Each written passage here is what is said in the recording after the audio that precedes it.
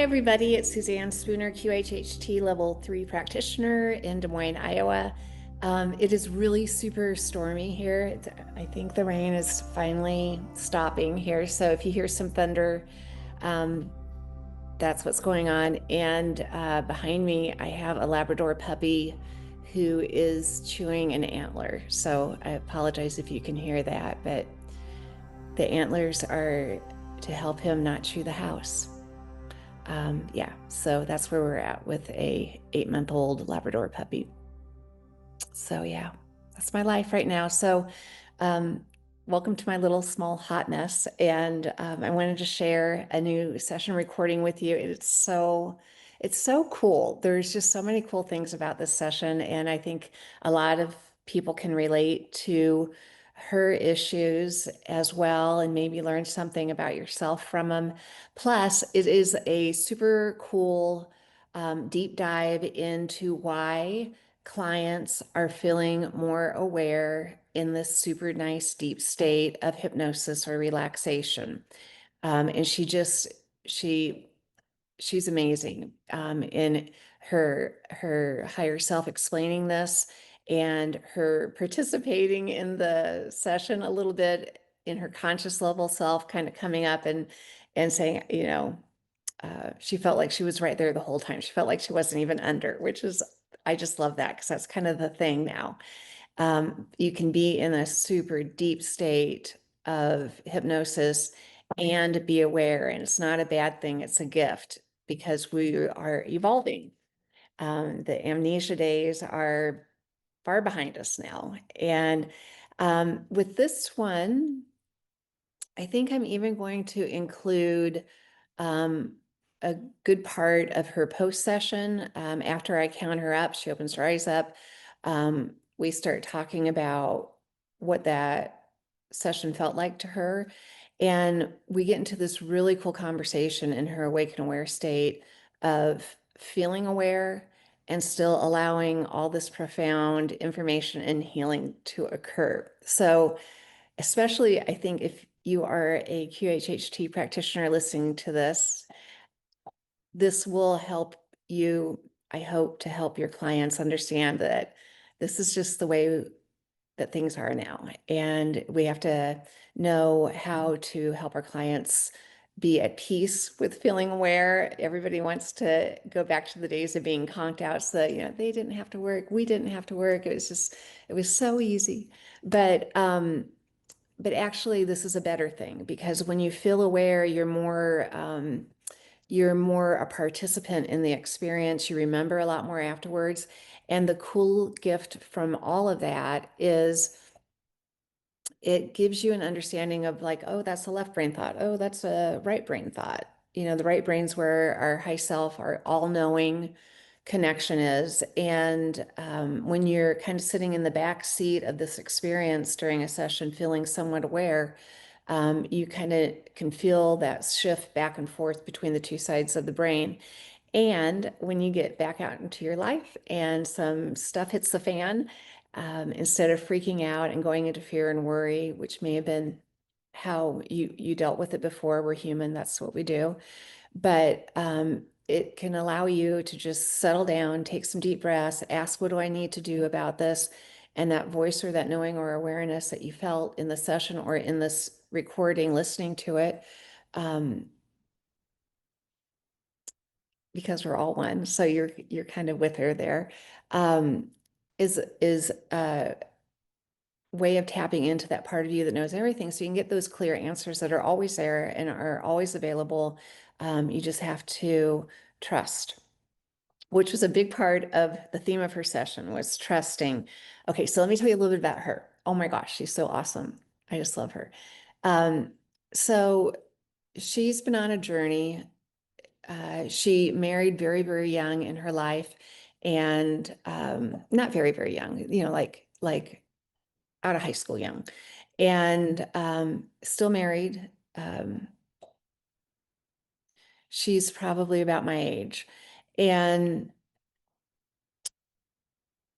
was very rooted into her church um, until she wasn't like almost like a flick of a switch. She like went, wait, I want to question all of this. And she hadn't questioned anything throughout her whole life about her religion. So it was a really interesting thing. This happened several years ago, and she's been on a quest since then. Oh gosh. So that led her, you'll hear when we talk in the high self part, she's taken a year sabbatical from living with her husband. Her children are growing, and she's wasn't wanting to divorce him. She just wanted to have some time where she's actually on her own, taking care of herself, because he's always taken care of her, or her family did. And they're doing great, by the way. That's for them, that's been so far a really good experience. So, but her past life is really, really cool and interesting. Of course, you hear us talk at the end that it wasn't what she expected it to be, which is always the way it is almost. You can't make this stuff up. So take that, left brain. It's a lifetime where it's like a Roman time, and her job, oh my gosh, it's so good. Let me get to my notes here. Her job is she is a voice of the people in charge. So she literally, we find her as we begin this life, she's got a book in her hand, and it's a book of decrees. And so the people in charge would give her this is what we want the people to do. And she'd go up on the steps, these beautiful marble steps with beautiful marble pillars around her. And she would read the decree. This is what you are to do. Okay, so it gets so funny, because she goes out one day to do one of these grand decrees, and she's feeling pretty good about herself. She kind of likes the power of telling the people what they will be doing. And she goes out and nobody's there. Like the people are just like, F this, like, we're not doing it anymore. And there's nobody there for her to read the decree to. So she just kind of has to ponder on that. And she actually starts thinking that's kind of funny, like, that's awesome, like, good for them. So I'm not going to tell you too much more about that lifetime. I don't want to spoil it, but that was a really funny scene. Okay. Her big issue that she felt she wanted help with was her heart. And really not even on a physical level. It hasn't reached that point yet, but she felt like she had shut her heart down, and she didn't even know what it felt like to feel love. So that's a lot of this work. And I think it's such a universal experience for so many, because as she said, she thought she was protecting her heart. She didn't want to make her heart experience pain. Or suffering, which was a very interesting other theme to this session, the suffering.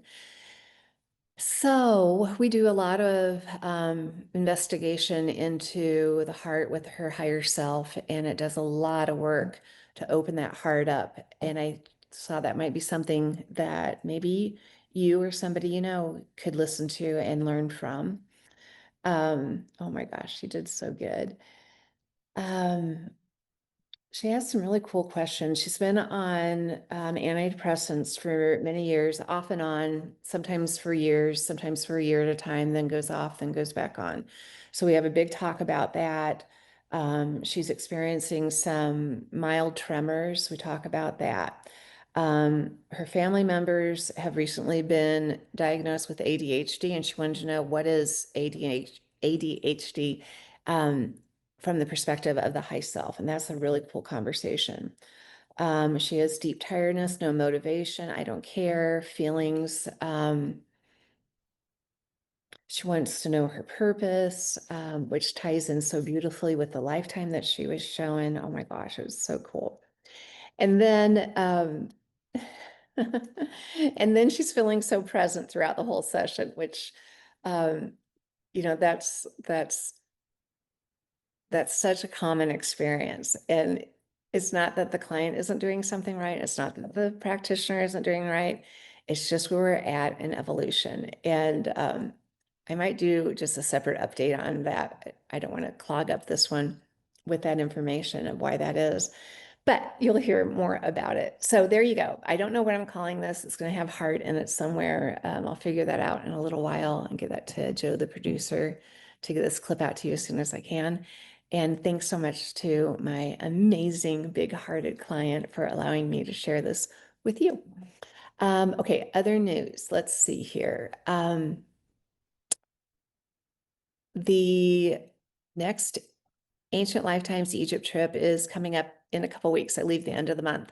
Obviously sold out, and I'm really excited to see this group of people. They're awesome. They're so much fun. We're getting to know each other in a WhatsApp group, and everybody just seems to be so kind and lovely. So the next one is for April, and we've got all the private rooms are sold out. We have a few of the shared rooms sold out. So if you want to bring a friend, a spouse, a partner, or if you want us to find you a roommate, that always works out. It's always such a cool friendship thing. The thunder says so. It's confirmation. I'm going to take that as. You can sign up as a single person, and we'll find you a roommate, or have a friend sign up with you. So that's available. But okay, I haven't said anything about this yet. Sarah and I are going to, Sarah Bressman Cosme, my friend that I do these tours with, are going to do an Instagram live, maybe today even, on this. But just extra special news.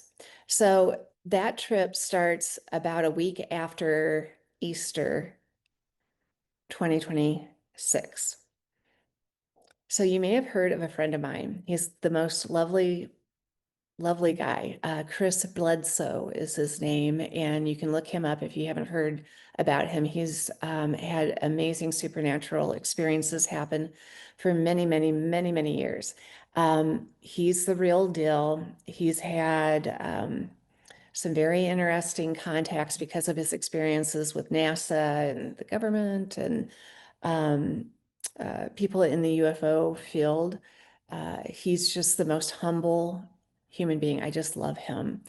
And anyways, he gets these predictions. And I won't go too much into that. You can look up Chris Bledsoe, Egypt, Easter prediction for 2026. So there's going to be, according to him, he's very sure of this. So I think it's going to happen. There's going to be something very amazing that happens in Egypt on Easter when the star Regulus is lined up with the Sphinx.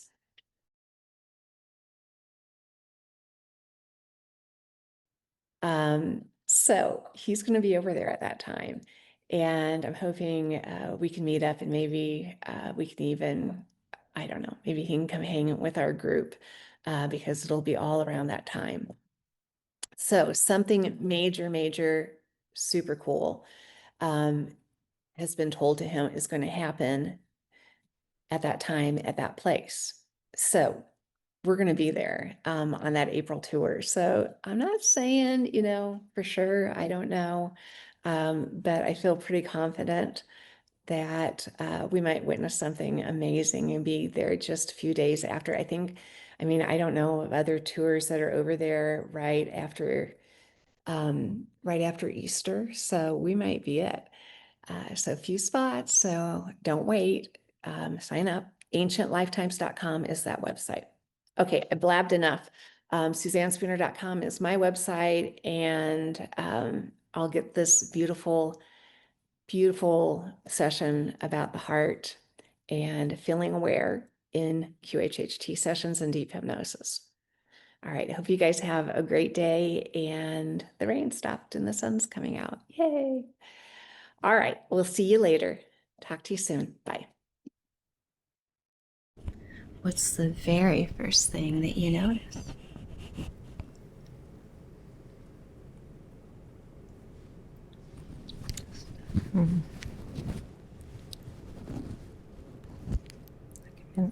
The marble, like standing on a marble You're standing on marble? On marble. Yeah.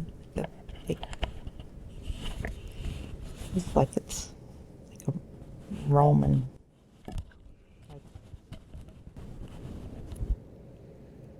Like in one of the Roman cathedrals or big, everything's marble. The structures are marble? Structures are marble. Wow. Tell me Yeah. more about what you noticed.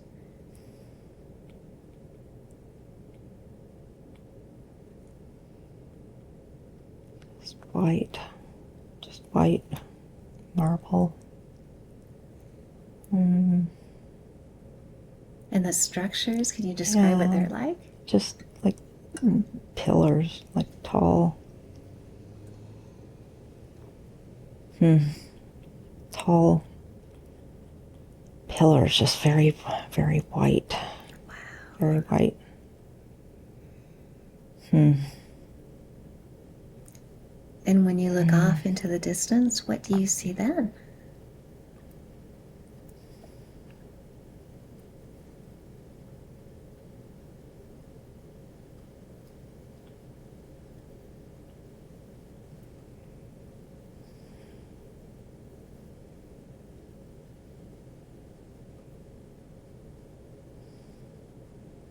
What's the first thing that comes to mind? There's nobody there. What's that? There's nobody there. There's nobody there? Don't see anybody. Feels cold. Oh. I turn around, I can go down the steps. It's just big. It's just big. Does it feel like a big city? Yeah, it's like this building at the end of this like a towering cathedral with actually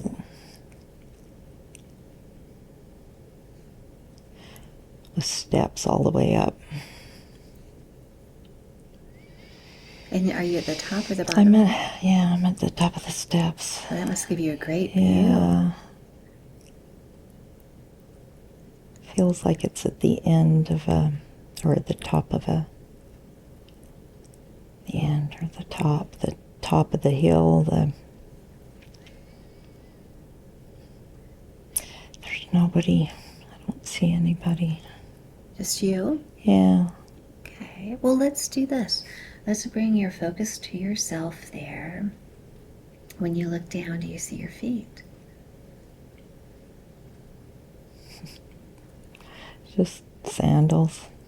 What do your sandals look like? There's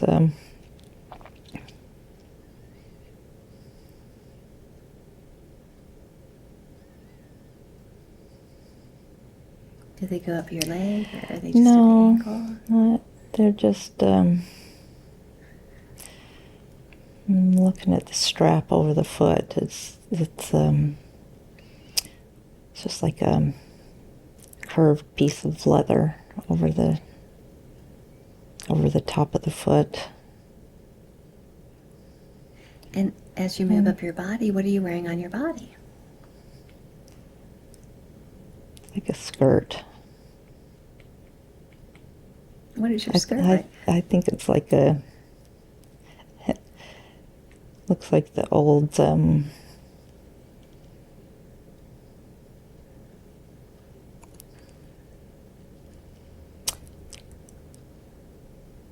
Pictures of what Caesar would wear. Okay, like a toga?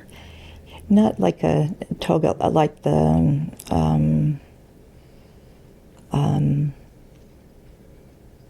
warriors. Okay. Warriors wear skirts. Not a skirt. It's like it is like a skirt. It's like metal, but it's metal. I gotcha. Yeah. And does it go far down the leg or No, like just past the knee. Okay. Yeah. And what do you wear on the upper part of your body? Yeah, it's like yeah, it's armor. Okay. Yeah, so it's like a warrior. Why would a warrior be in sandals? Do you have any jewelry or ornamentation on your body?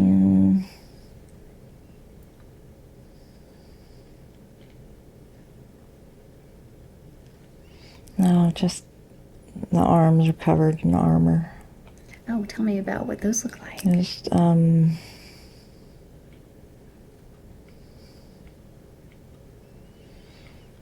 it's like the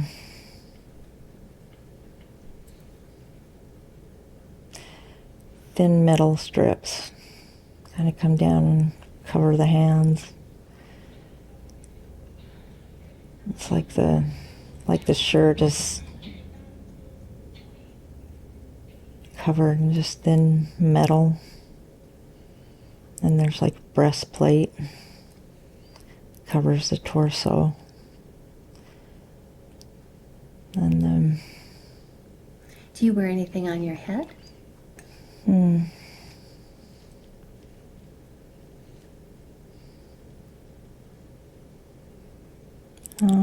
There's this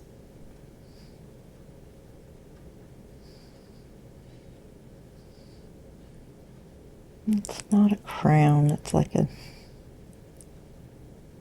wreath. Okay. Like there's a wreath.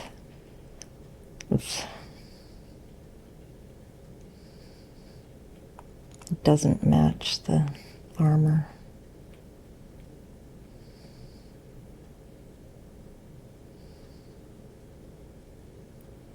And do you carry anything in your hands?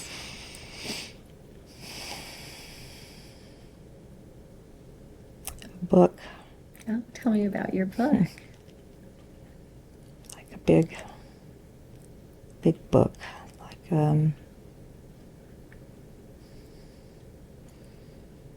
decrees. Say that again. Decrees, like Decrees. like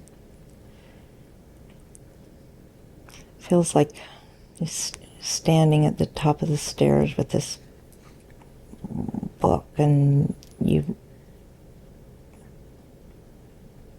read out of the book a decree. People are supposed to do.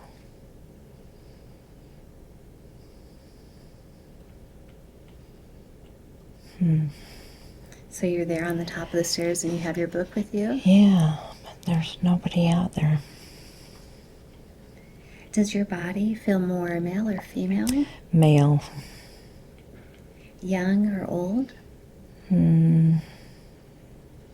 Middle age, maybe. And does your body feel healthy or not? Healthy. Nice. And so you mentioned standing on the stairs, telling the people what the decrees are that they should follow. How do you spend your day? What is your role?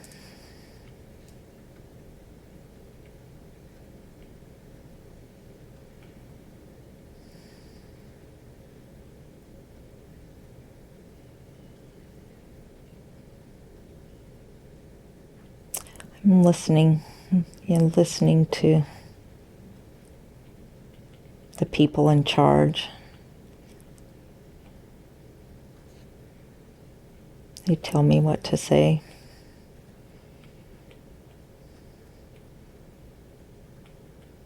So I'm just the voice of the people in charge.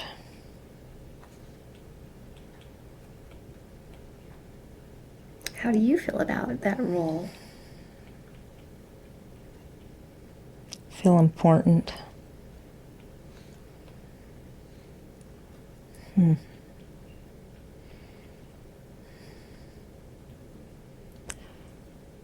you get a sense of some of the things that you've relayed to the public about the decrees? What are those like?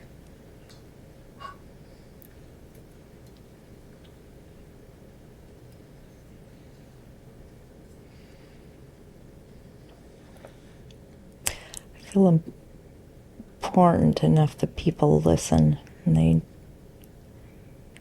they know that they're just supposed to do it. And that does feel good, that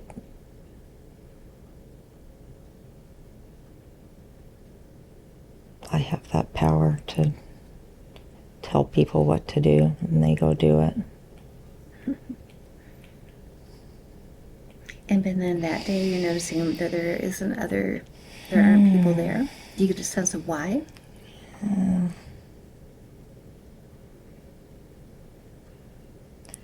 Confused. I'm confused by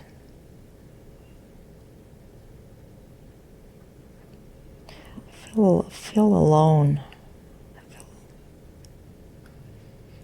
And why are you alone?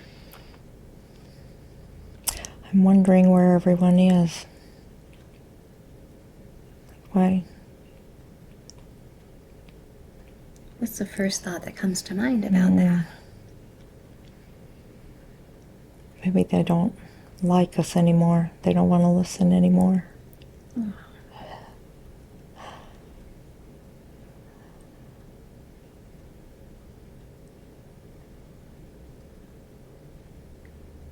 And so what do you decide to do about that?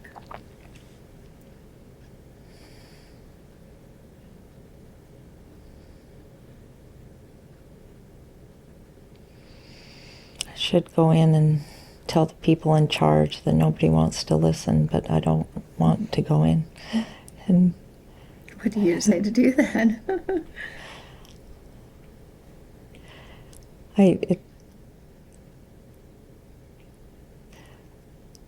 feels funny, like I want to laugh at the situation, that nobody's there, because I'm not surprised. But then I'm a little bit of, they're not going to be happy when I go and tell them. Oh gosh. That, yeah. And so what do you decide to do?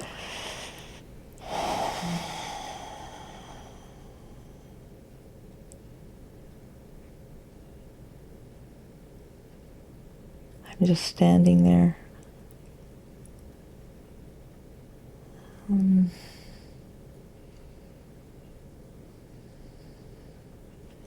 Do I go in and tell them, or do I just leave? I think I'm just going to walk down the steps. Do you keep your book with you? Yeah, I got my book. All right, let's do this. We're going to leave that scene. We're going to drift and float to where it is you live in that time and place, where you eat and sleep at, and now you're there. And describe for me what that's like.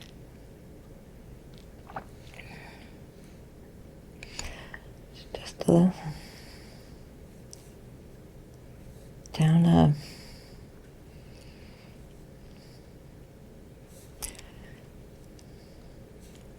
like a passage way, like a cobblestone street. It's very tight, buildings on both sides, and I just find one of the wooden doors, and I go in there. And when you're inside, now you're there, describe for me what you notice inside. It's a table with some fruit. It's an apple.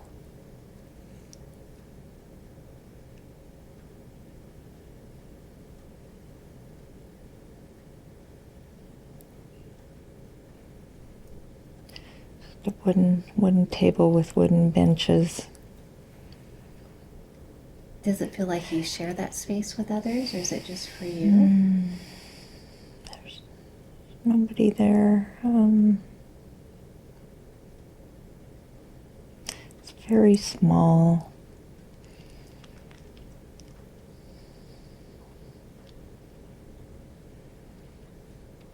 I think it's just me.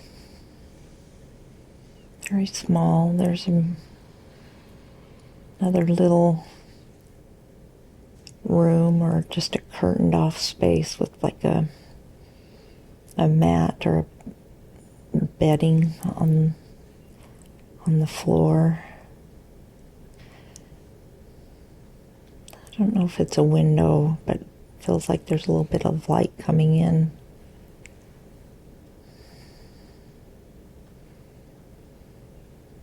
Feels lonely. Yeah. Is there, when you prepare a meal, what is that like?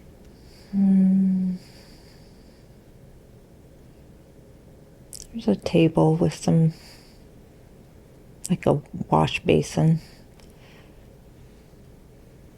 Maybe a little bit of, a few shelves above that. But it doesn't,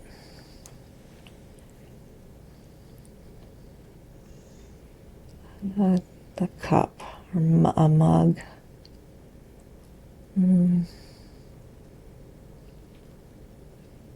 Doesn't look like there's a lot of food prepared or food stuff. There's just a wash basin and it's very small. You're doing really good. Is there anything else about your home that stands out that you want to mention?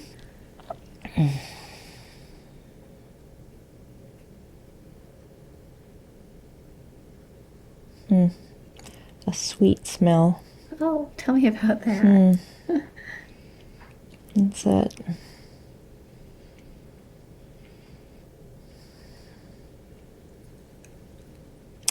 It's something like burning. Maybe it's incense, or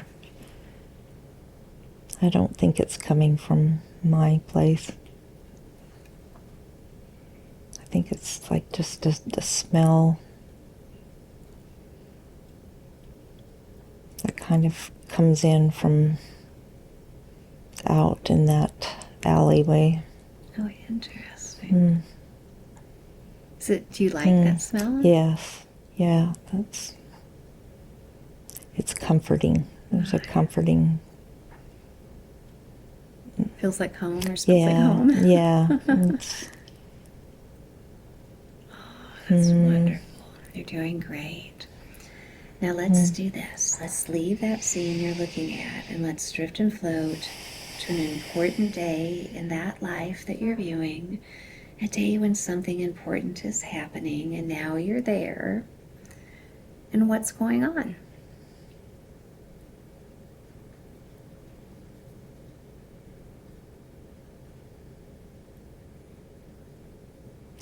The people in charge are mad. They're angry at the people. They're angry at the people. The leaders are angry. The leaders are angry. Yeah, at and why? The people. They're not doing what they're told. They're rebelling. What do you think about all that? I understand why they're rebelling. It's not fair. Things are not fair. They're not being treated right, but people in charge they just like their power.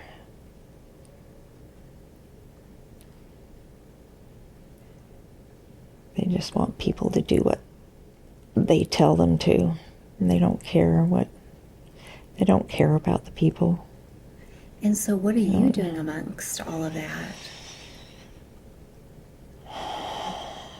I feel conflicted because I understand. I wouldn't want to be treated that way. But I'm also in charge.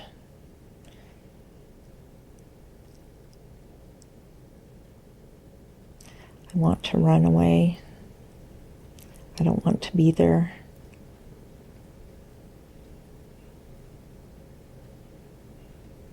And so then what happens next?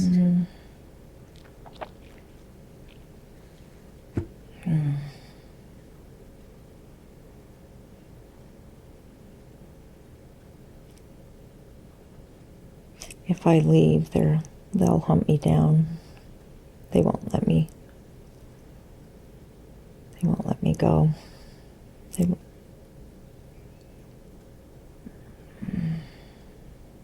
And so what's the plan?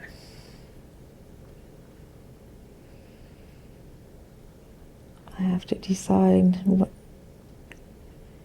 If I leave, I'll die.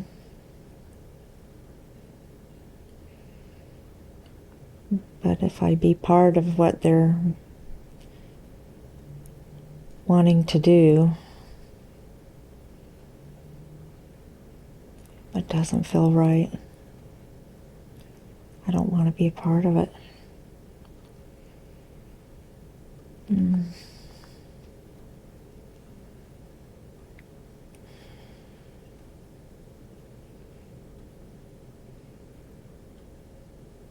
anything else happening there?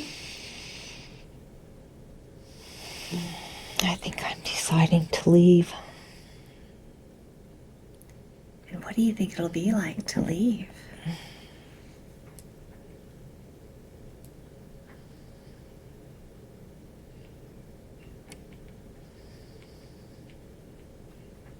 I don't know. I need to decide if I need to sneak out and not tell anybody, or if I just stand up and say, I don't want to be a part of it. Either way, I'll probably die.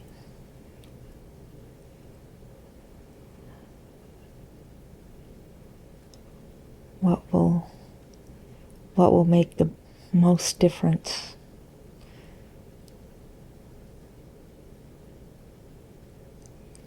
What can I do to make the most difference? Oh my, what do you decide?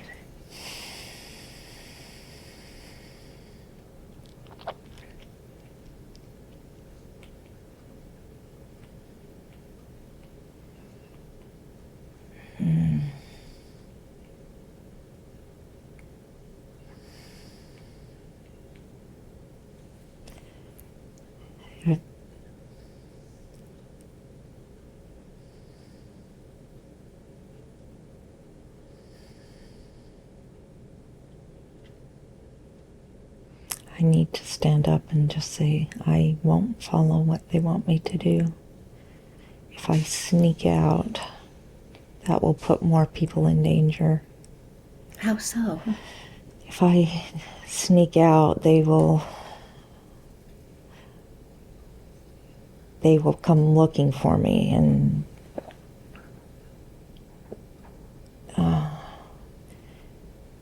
if they come looking for me, they'll probably find the people that I know, and they could suffer. So I need to just stand up and say I won't do it anymore, and just deal with the consequences. Oh my gosh. And so Okay. do you do that? Yeah. And tell me what happens when you stand up and tell them that you won't do it anymore. They're angry. They're so angry.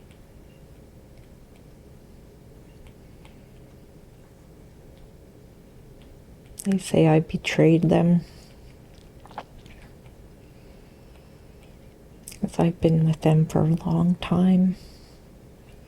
But they're not good anymore.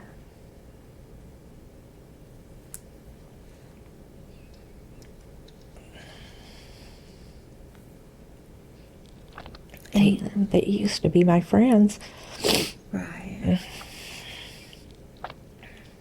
But you're feeling like what they are requiring for the rest of the people isn't fair either? Yeah. They've become unfeeling, uncaring. They just want their power. And they tell you that they feel like it's a betrayal. Yeah. That's hard. They won't listen. they won't listen to reason. They don't care anymore. They don't care what suffering they cause. I don't understand how you can't see that. How you can see people suffer and not care. And so what happens next?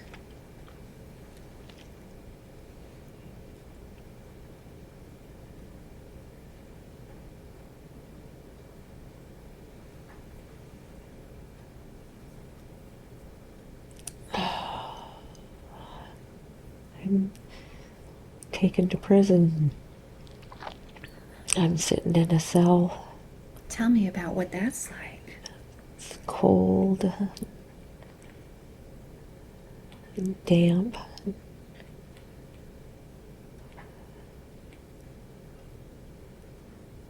I just want to be done. I just want to be done because I know what's going to happen. And are you with others, or are you by yourself? I think I'm sitting there by myself. What do you think about while you're in there? I did the right thing. I think I did the right thing. I'm not afraid to die. I feel peaceful. It's okay. Do you get a sense of what will happen to you? Will you be released or not? No. I think I know. I'll probably be hung.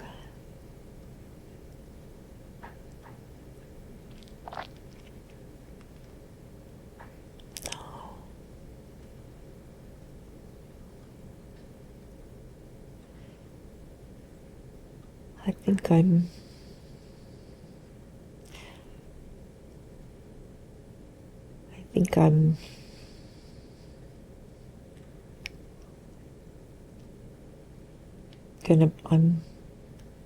they're going to use me as an example.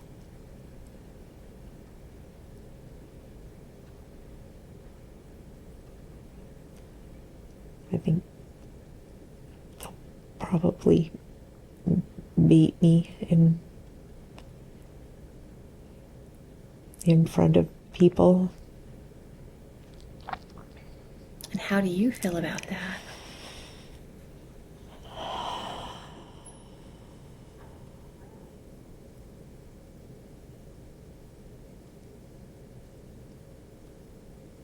I'm not afraid. I'm not afraid. Does that feel like it'll happen in a while, or soon, or far away? No, I'm standing there in front of a crowd of people.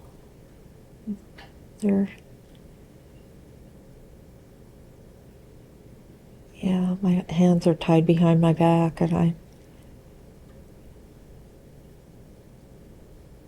Are the people in charge? Are they saying anything to the rest of the people? they're What did they say?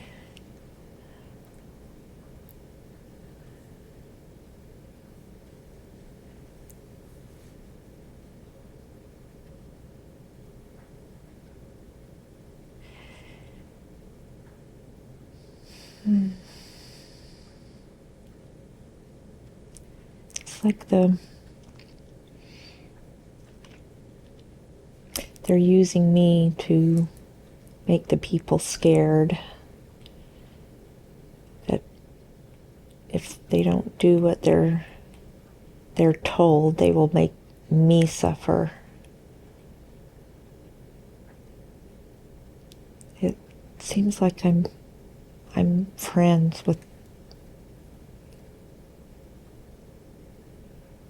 the people. Like the people respect me. And they don't want to see me suffer. So what happens next?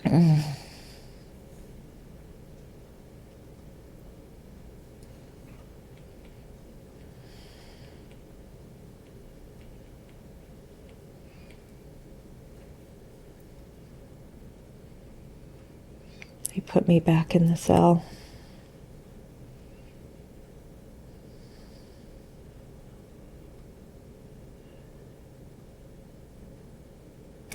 I don't feel scared.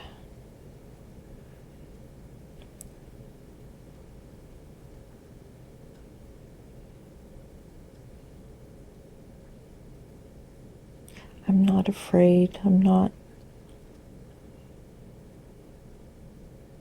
sad. So the leaders are making it so if the people don't obey them, you'll be hurt or tortured? Yeah. And so how does that play out?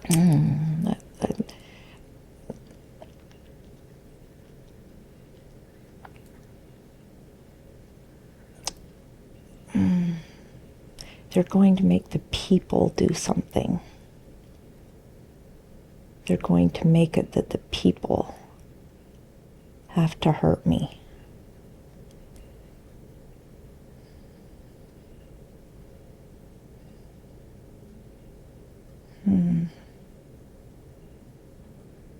And so what happens then?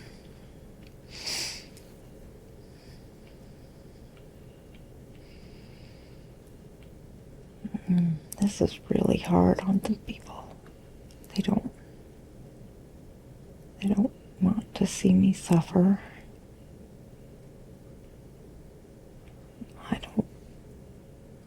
I don't want to see them put in that position. It's like they walk me down to those alleys where the people live.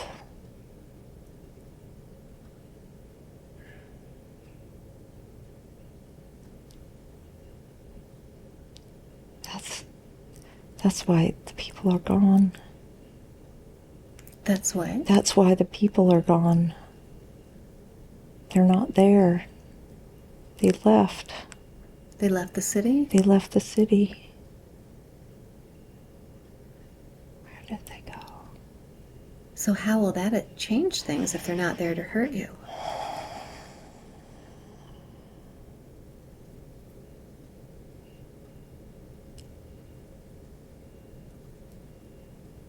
Where did they go?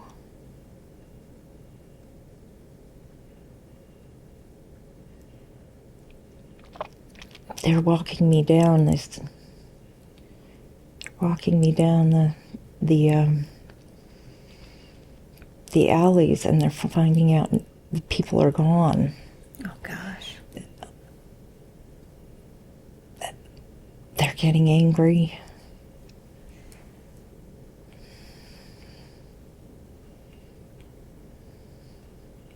So the people left so they wouldn't have to hurt you? Yes, yeah. I'm realizing that now puts them in danger. I didn't want that. I didn't want them to be in danger. I wanted to protect them. And so then what happened?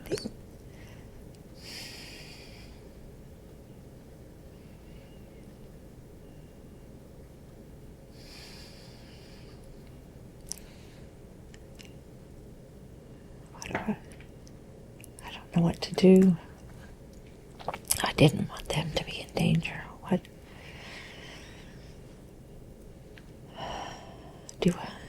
What do the people in control, what do they do? They want to send out the army to find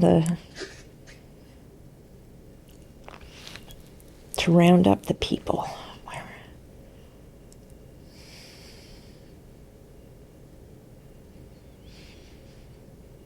This is what I didn't want to happen. This is why I gave myself up in the first place. Right. But I they didn't love you want- so I much. didn't want that to happen. How do I save them? And so then what happens next?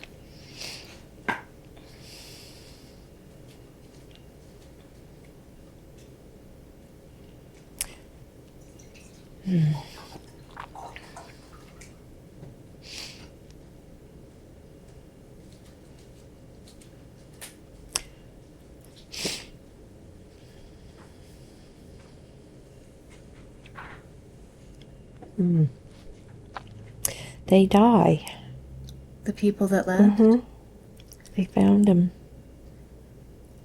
And what do And they they do with died. you?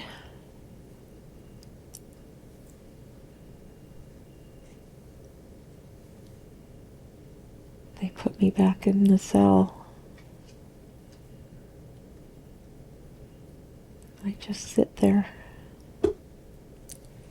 Are you aware that they found the people? Mm-hmm.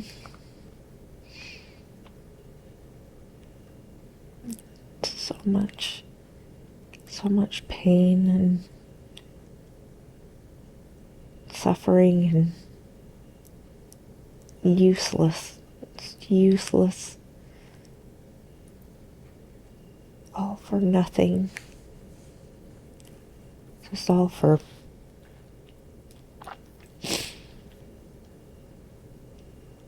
I don't understand. I don't understand. And so what do you think the people in charge, what do you think their plans are for you?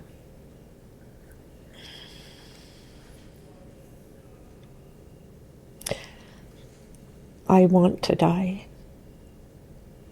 I want to die.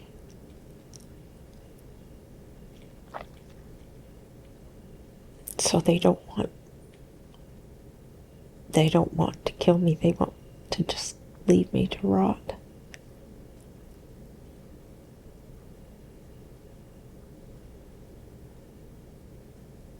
They decide that's how they can make me suffer.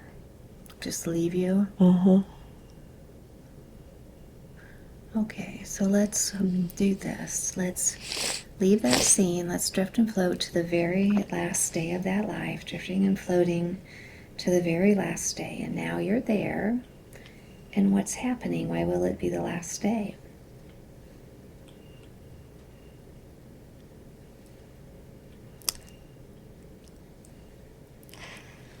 I've been there a long time. You've been there a long time. Mm-hmm. There's nothing left. Nothing left of me.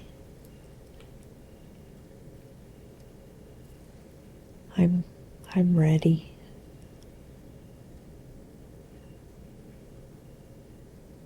Are you alone or are there others there? I'm alone. Now, whatever has happened. You've left that body, drifting and floating back to the spirit side, drifting and floating. Now you're there. And from this perspective, you can look back on that life, know and see everything that was important about it. Every life has lessons. What were some of the lessons that you learned in that life?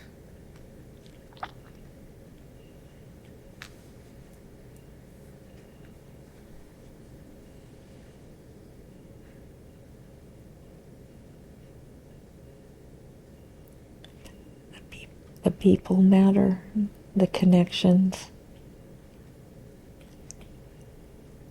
Just stand up for what you know is right, for the caring of people.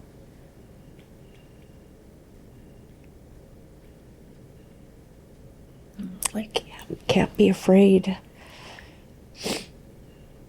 You can't be afraid to do what's right.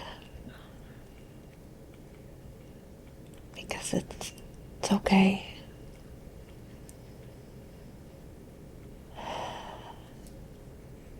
And every life has a purpose. What would you say was your purpose in that life?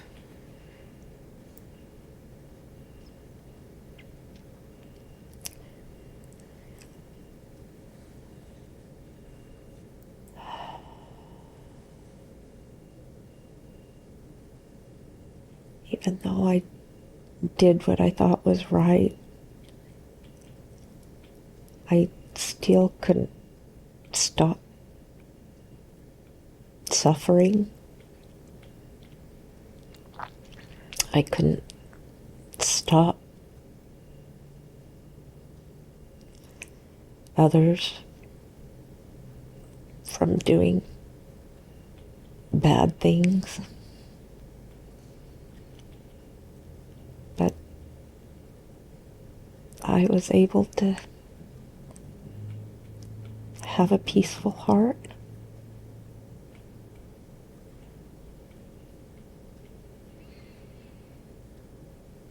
Does anything else about that life stand out to you?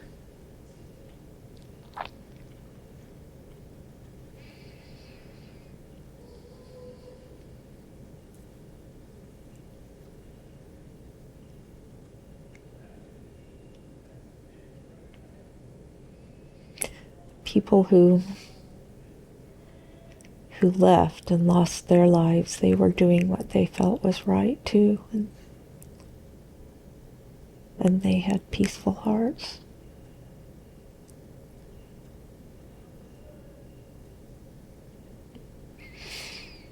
They really, really cared for you, didn't they? Yeah, they must have. I know you could have brought forth many different lifetimes for her to see today.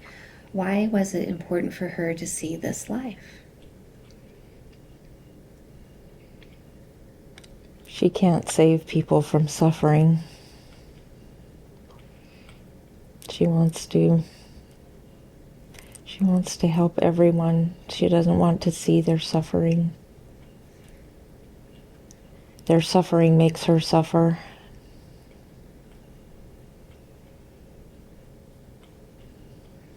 What do you want her to know about that?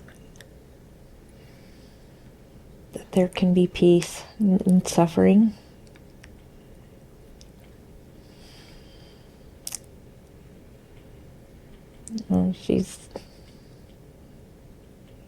She's fighting me on that right now. That's okay. Tell her more about why it was important for her to see that life.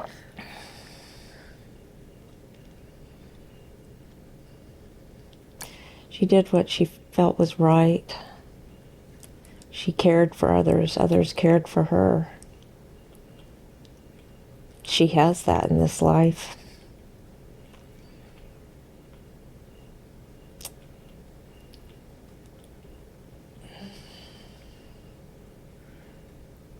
But the finding peace through suffering, does the suffering need to be experienced by her? She believes it does. What, She believes she needs to suffer. and where does that originate from, that belief?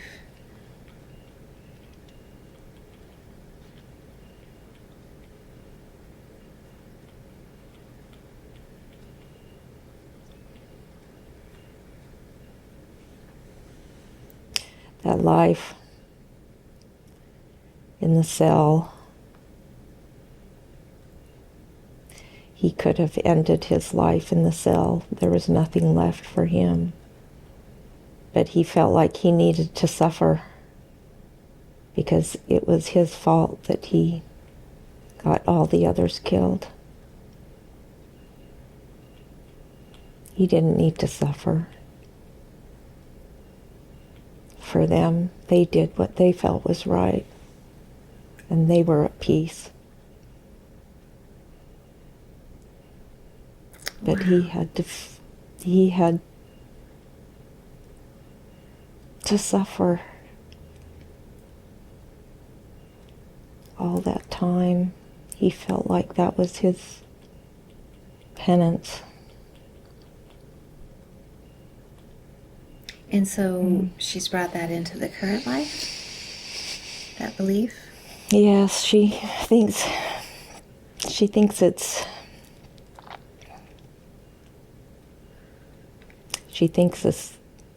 what she was taught through her religious life and through her mother, that suffering was honorable, suffering was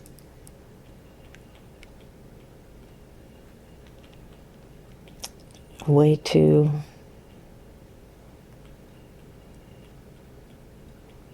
release guilt. This isn't helpful. It's not helpful to anyone. It's not good. It doesn't fix anything. So moving forward, what would be the best advice that you could give to her?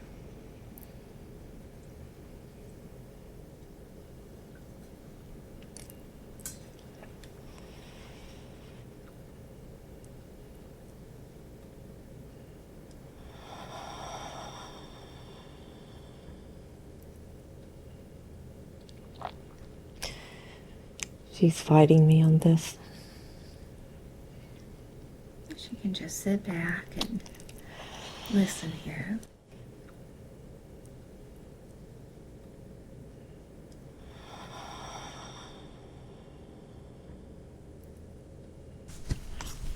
She has a really hard time seeing suffering, watching others suffer,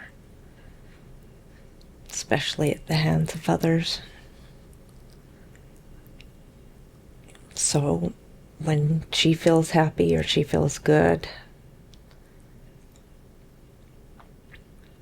she feels guilty. She shouldn't be happy if others are suffering.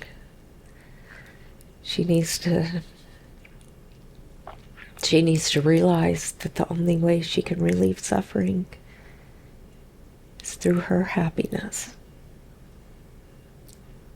through doing the best things for her,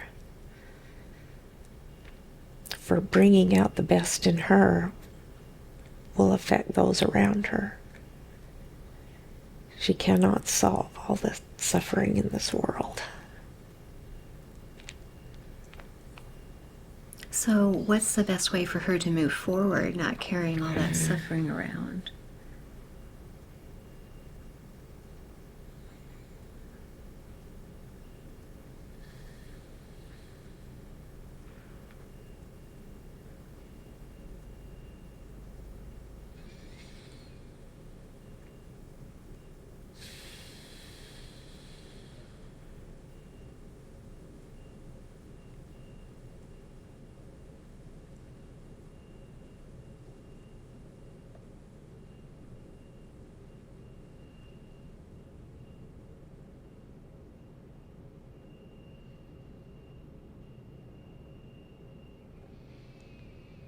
What's the best way for her to handle that situation?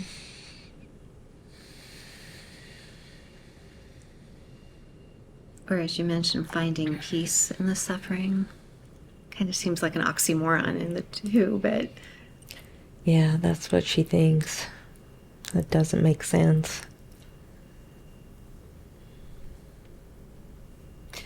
If she could focus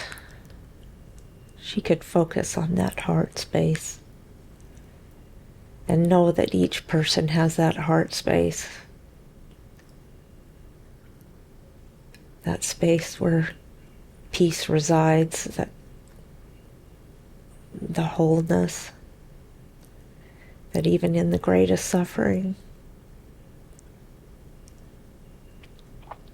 each person has that space. If she could trust in that, if she could remember that each person has their space of peace. What would be different for her then? She could let go of that guilt, that heaviness, the weight of suffering, her need to fight for what's feels is right. She doesn't need to fight. She doesn't need to.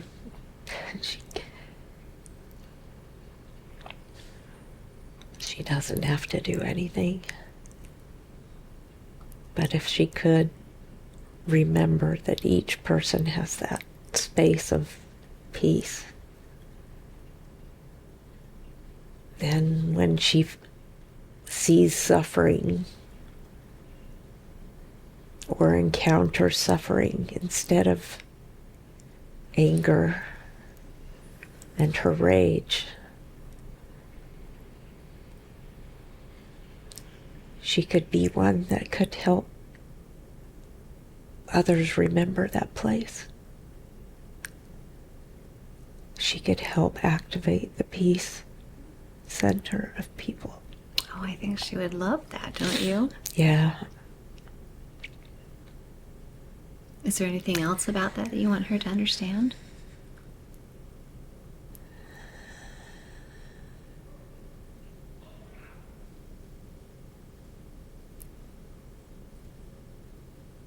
She doesn't believe she has that effect, even though others have told her. So many people have told her that she has an effect on them, but she doesn't believe it. But maybe if she hears these words, she will know, and that knowing that this space that each person holds in themselves is a real thing, and that is the thing that she can have an effect on. When she believes that, truly, what changes for her in her life?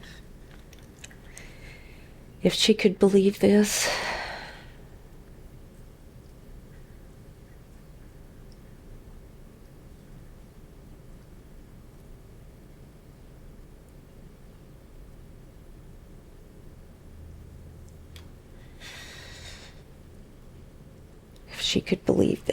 they could change many things in her life. I feel the resistance right now. She feels that if she believes this about herself, that she's being arrogant. That she shouldn't believe that she's anything special, that she could do anything special. What do you want her to know? I want her to know that she can do this.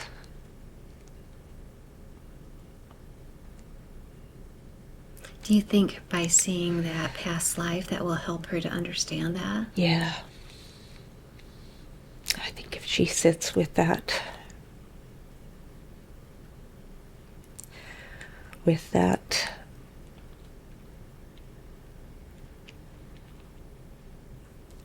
visual of maybe sitting in a cell rotting, does no good. It does no good.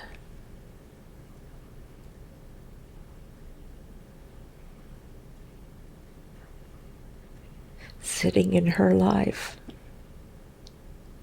holding herself down,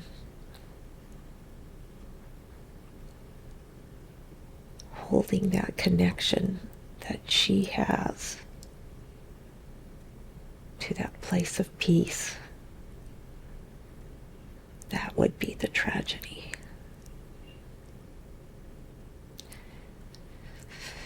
She can do this. She can do this. She knows. She's ready, isn't she? She knows. Yep. Wow, that's beautiful Yeah. and powerful information. Thank you for that. Well, as you know, she came into this session with a wonderful list of questions. Would it be okay if we get started on those? Yes. And would it be appropriate to ask for a scan of her body, please? Yes. Thank you. Please start scanning her body. Tell me where it is you're focusing on for healing and repair within her body. And we do expect full and complete healing today. Where are you looking at first? And her gut. Okay. And what do you see going on with her gut?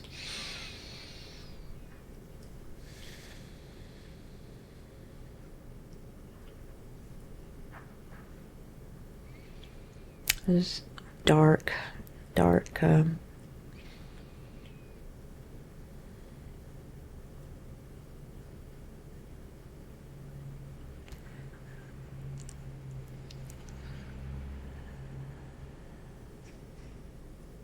What needs healing and repair there?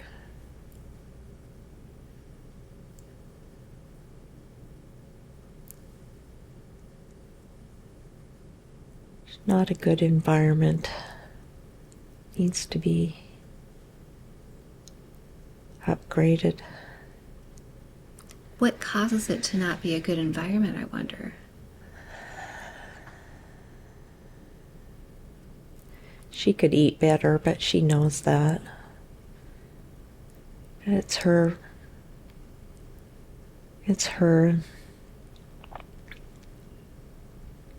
emotional state depresses her immune system.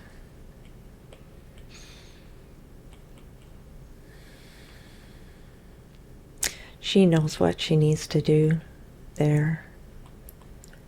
We'll give her a boost. What's important for her to know about her emotional state?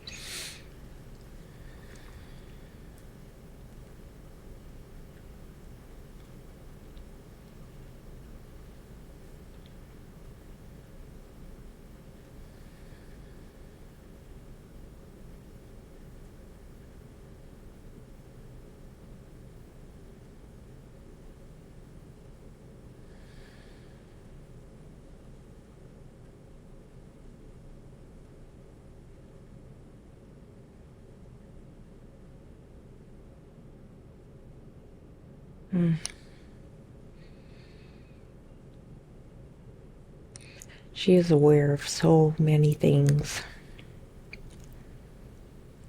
but so much of it is sitting in her left brain, her analytical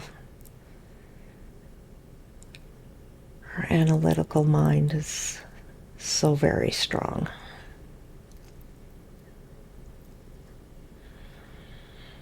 Well, that's okay. That's probably helped her in some ways in her life. But back to her gut, eating better's good, watching her emotional state. Now that she's aware of that, what are you doing exactly to offer healing to that area of the body?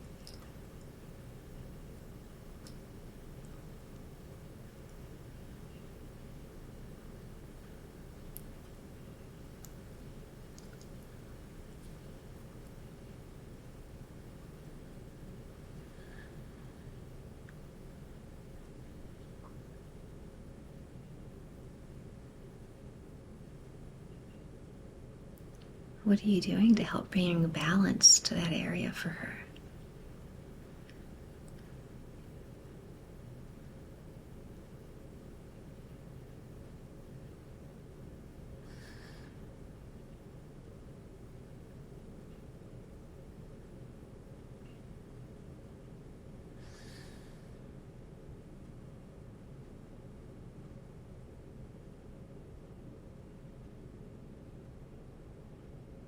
What's the first thing that comes to mind? Light. Nice. Tell her all about the light that's going into that area. There's light. Your body is being infused with light, cleansing light, a healing light. And how will that change things for her after the session? She will feel strong. She will feel energy.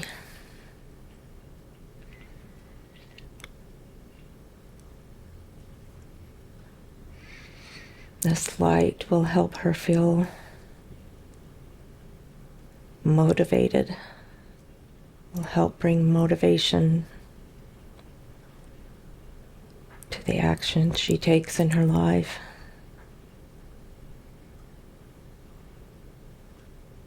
That's wonderful. How is that area of the body looking now? Bright. It is bright. That's so nice. Thank you. Where else in the body is requesting healing?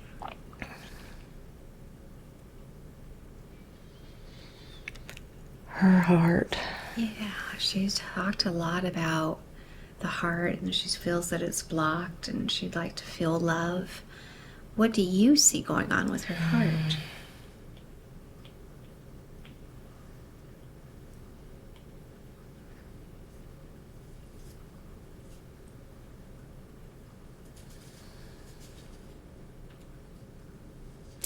There's a lot of What's that? There's a lot of pain that has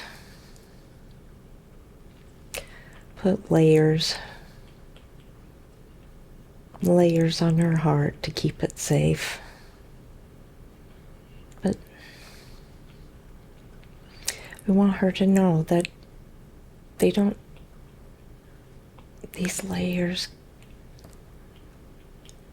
we're removing these layers. Nice. But she has to be very aware to not let pain or suffering cover it up again. So she put those layers to protect the heart, Yes, but what it actually did was what? it closed her down. Okay. It closed her down to her gift. That gift of sharing and connecting with that peaceful place in each person. She does it. Her heart is powerful. It can connect with people. It does. But she's always confused. She doesn't know where it's coming from because she doesn't feel her heart. So she can't see that when she touches other people, she doesn't believe it's her. So as we uncover these layers, take off these layers on her heart, she will be able to feel that connection. Oh, nice. And when did she begin putting layers on her heart?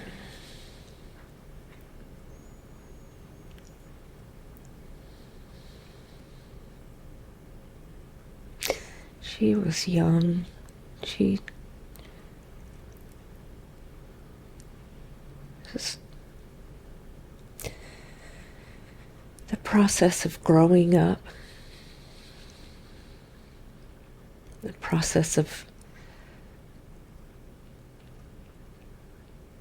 having your heart want to connect as ours does. When you see pain and suffering, she wants to protect that. It hurts, it's painful. When she sees others suffer, that's where these layers over so many years.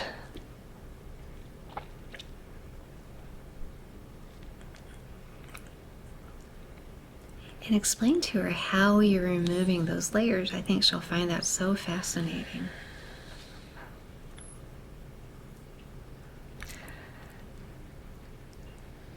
I see it just one, they're like little gray layers of paper, of tissue paper. It's like pulling off thin layers. Each layer that covered was so, each pain, each suffering was just a light covering, and then another, and then another, and that's how we're removing them. Just one of those layers at a time. Just pulling them off. They don't need to be there. She doesn't need these. She's afraid if she opens her heart, she'll be hurt, that she will feel suffering, her own and others, and that she won't be able to handle it. It'll be too overwhelming. She doesn't understand how strong the heart is. She's mentally put those layers on her heart. Her heart never needed those. It was only her mind that wanted them there. Her heart could have handled. Her heart could have handled the pain and the suffering. But it's okay. It's okay. She's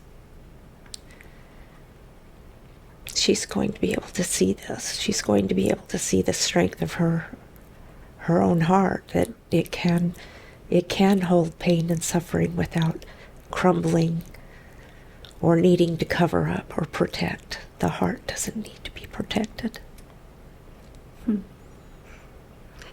What do you think she'll notice right away after the session because of those layers being removed? A calmness that she has wanted for a long time. That peace, that knowingness that everything's okay.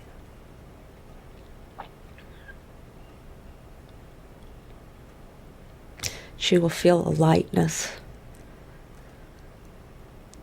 that she hasn't felt for a long time.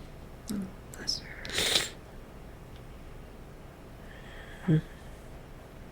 Well, she also asked, when she's mentioning on her list about her heart, she asked, what is love?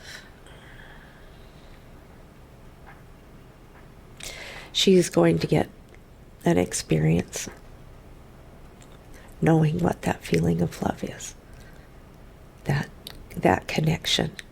And once these layers are off her heart, she will be able to feel that and know that for herself. She will be able to have a knowing of what love is. And she will be able to experience this with the people that she cares about in her life. Well, she says she'd like to be able to share that with her husband. Yes. Be very vulnerable and share her heart with him. Yes. And what is the best advice you give her about that?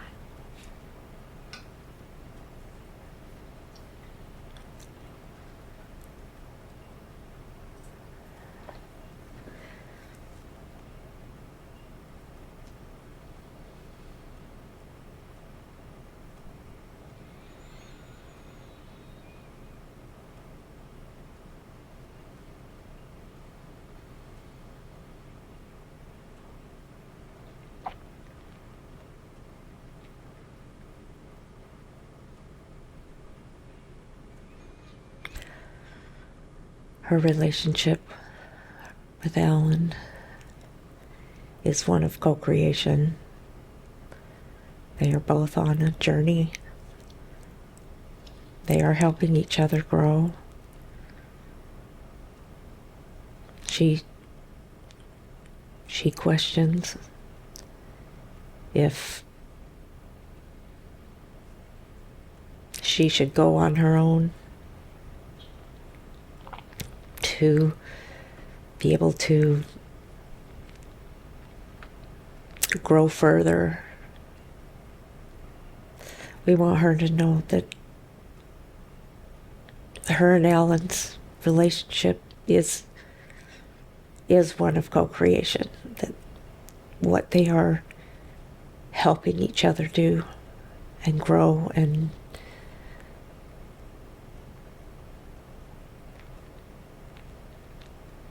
will be a benefit to both of them and also their children. It's not been easy.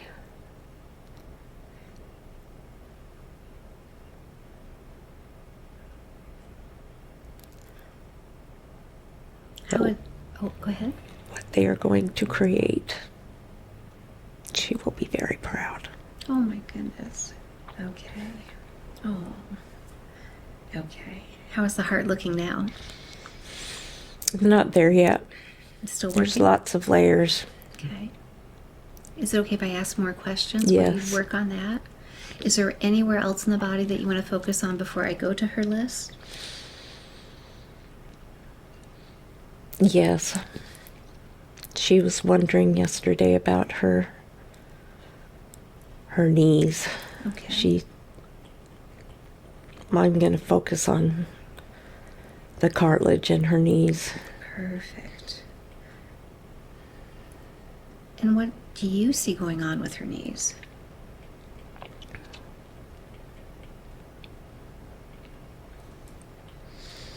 She has lost the cartilage in her knees, and she's afraid that she won't be able to hike or exercise like she wants to.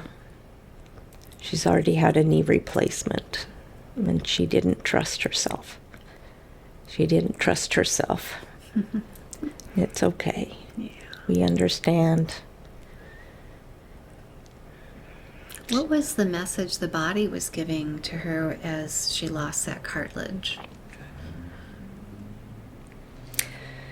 She wasn't trusting herself enough. She didn't trust in her goodness. She didn't trust in her ability to make choices in her life that would be good for her. It was trust, self-trust. Okay. She's doing better. And so what are you doing to heal those knees? And We're putting some cartilage in there. oh, that's so great. I love it when that happens. Tell her what you're doing to create the cartilage. It's light. It's beautiful, beautiful, refined light. Is that similar to what you're doing with the gut? Yes, Okay. it's her whole body. We're putting the light through her whole body. Oh, beautiful. Wow, that's so great. And so what will she notice differently with her knees after the session? They won't ache. They won't ache on her like they have. And even the one that was replaced, is that different for you to heal versus one that's natural? It's a little bit different. She has a different issue with that one. She doesn't have the pain, but there was damage done with the surgery that we will infuse that with light also. We will clear that up. Perfect. Then she had numbness where they cut during the surgery. And her best way of maintaining the healing that you're giving to the knees is what? It's exercise. She knows this. She knows what she needs to be doing. That she will feel good. She will have that infusion of light and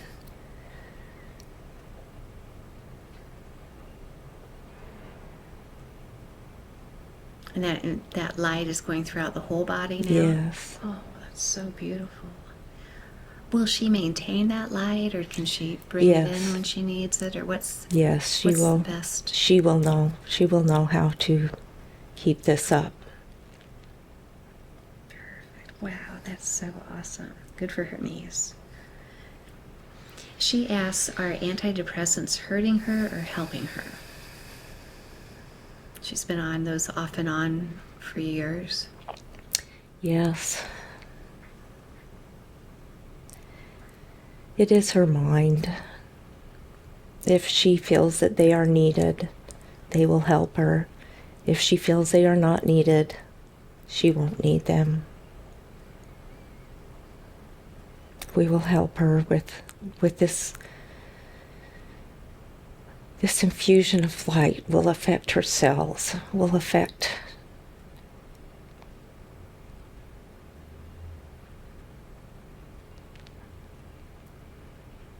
What do you want her to know more deeply about the depression that she's experienced?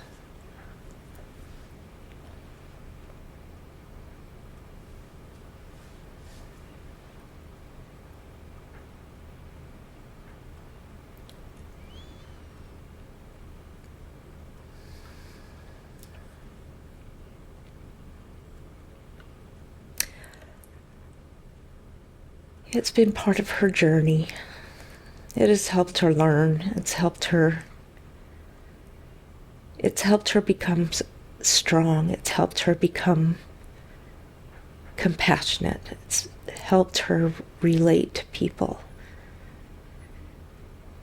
The depression that she has dealt with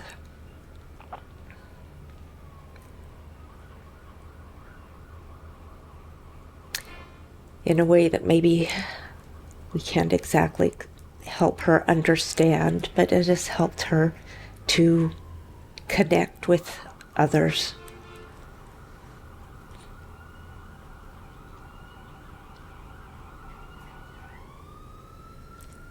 It's been a way for her to learn about life. I'm sure there's no coincidence of the sirens going by while you're talking about her depression. No coincidences. It's no coincidences. Wow. But this light that you're bringing through to her will help with that, you think? It will help. And it helps her to relate with others that have that issue? It will help.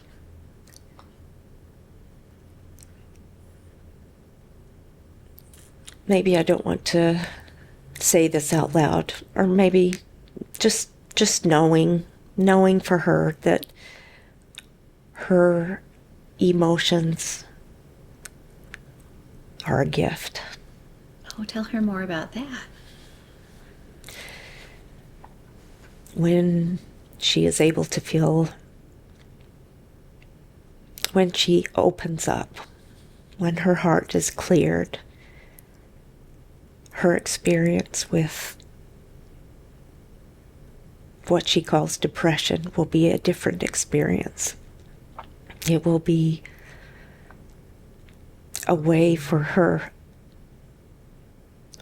heart to connect to others.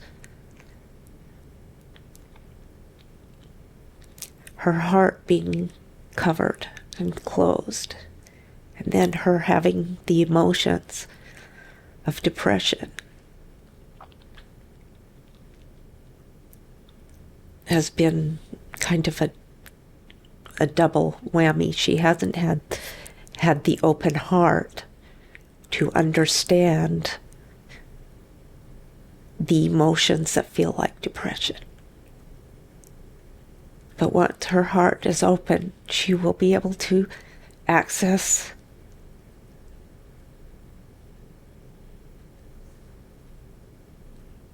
that depression in a different way.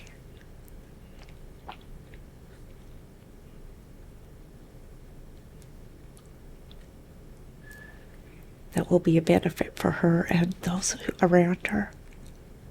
It will not be suffering anymore. Even though she may feel those feelings, with an open heart, it will be different.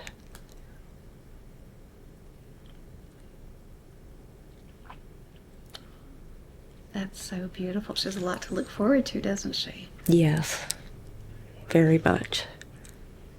Okay, so when she specifically asked, does she need the antidepressants, what is your answer? No, she does not. If she wants to use them as a crutch, that's fine. But she doesn't. She will know what she needs to do without them. They are not holding her back. She worries that they affect her, that if she's on them, she won't be quite herself. But if we have to say anything about it, it's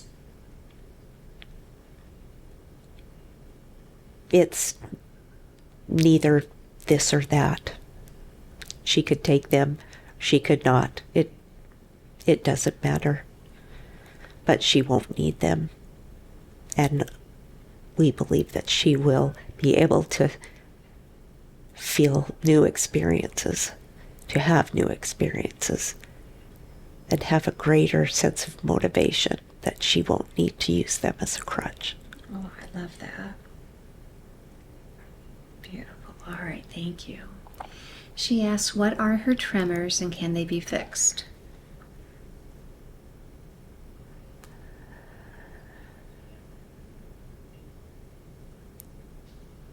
Her tremors are her nervous system. She's pushed her nervous system with all her worries, all the active mind, active thoughts. The tremors will dissipate as her heart comes alive more, as she experiences more of her heart. She won't experience stress and worries the same way she has. And those tremors will dissipate. They're just an overworked nervous system. She wants to know, what is ADHD from your perspective? It's the new consciousness coming in. Tell us all you can about that.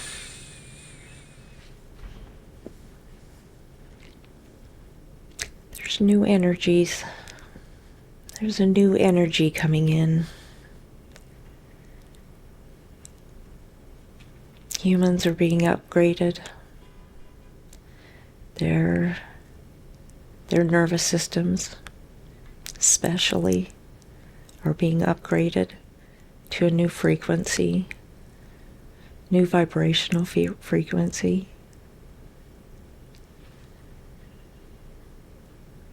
The way things have been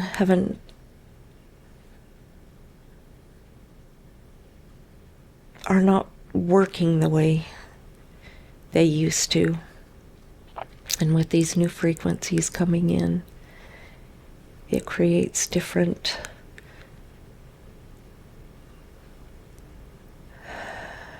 reactions to earthly stimuli. ADHD is just an upgrade. It's just humanity being upgraded.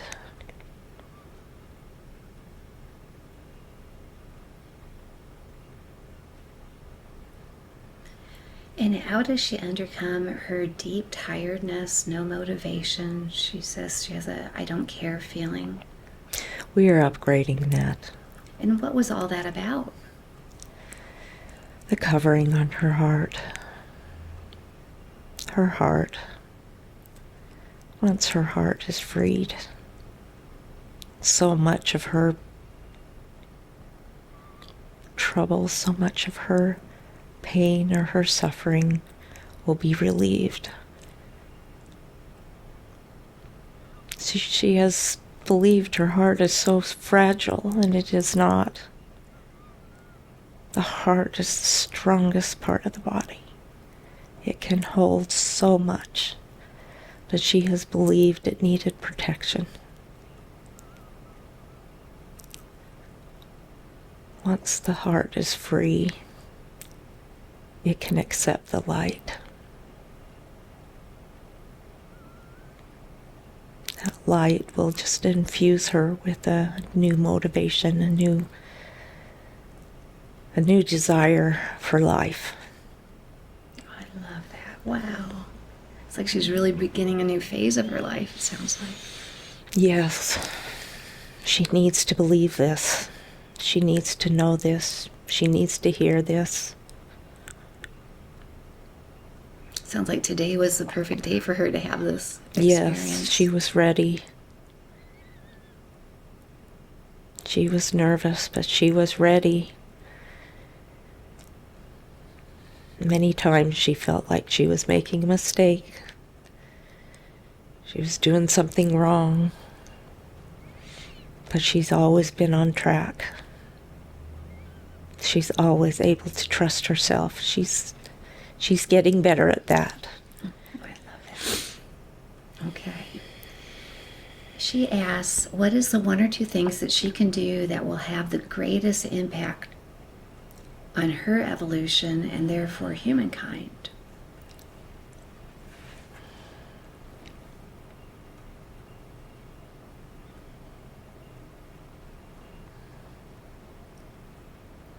Her trust. First and foremost in herself, in her connection to us, a connection to her higher self.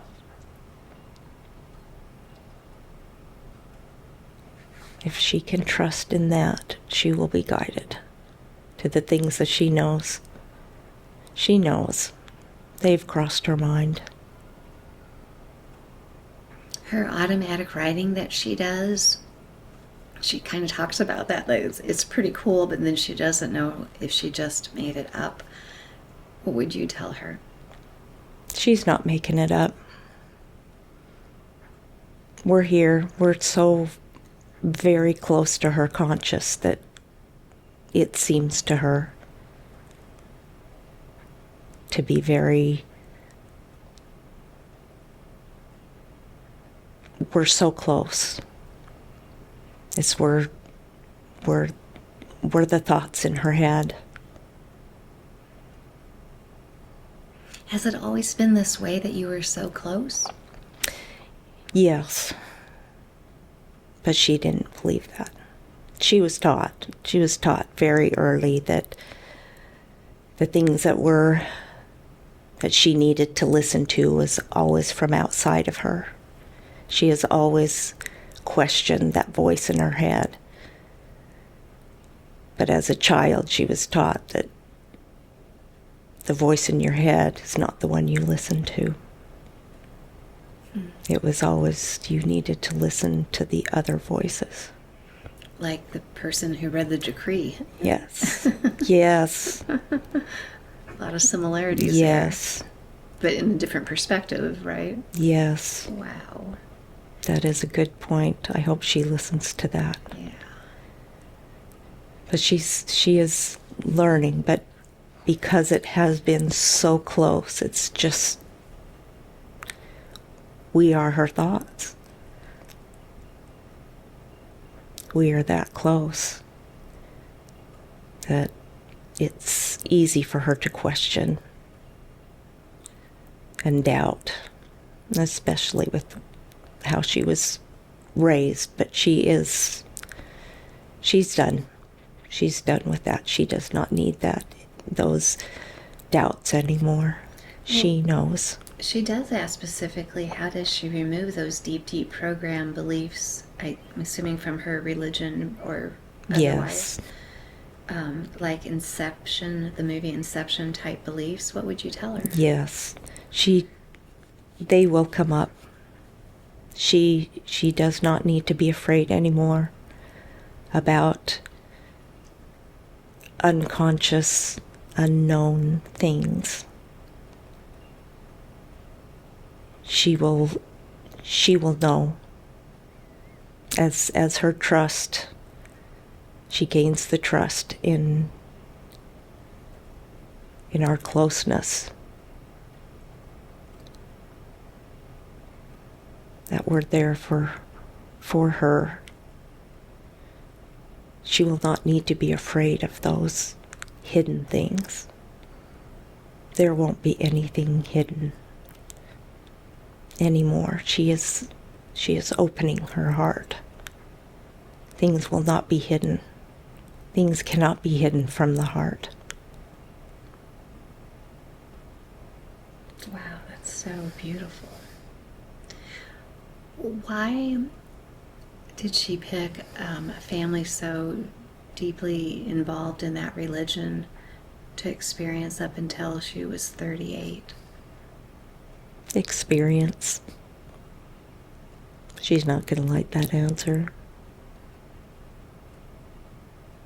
Everything she's gone through has helped her be the person she is right now.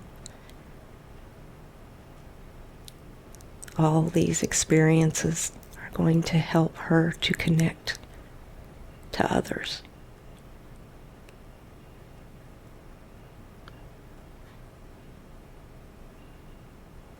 And why was it, she says she just kind of, her husband says she gave him whiplash on her, changing her belief system so fast from the church that she grew up into to wanting to get out. What was She behind all needed that. She needed that depth of belief.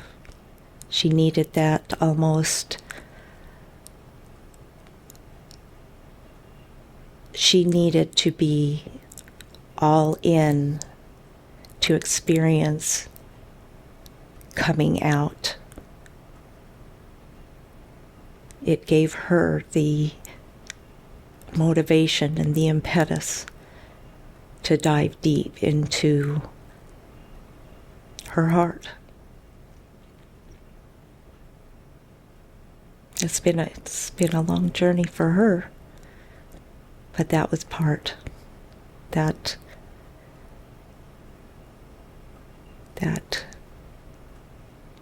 all in and all out was in itself a very teaching experience. She needs to know, and she does know this, and we have written, she has written in our conversations about this, that she needs to hold no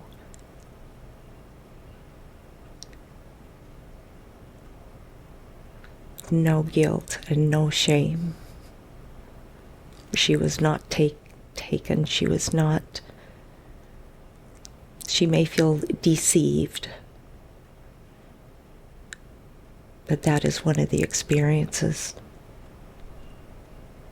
That is one of the experiences that is helping her be who she is.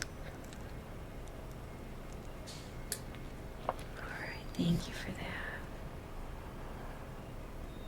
And how can she connect more to her life?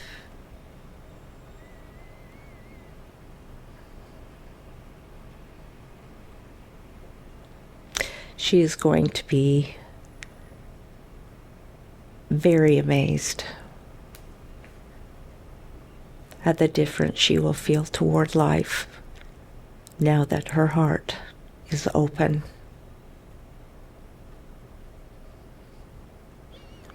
The layers are off. The light can now enter and be expressed.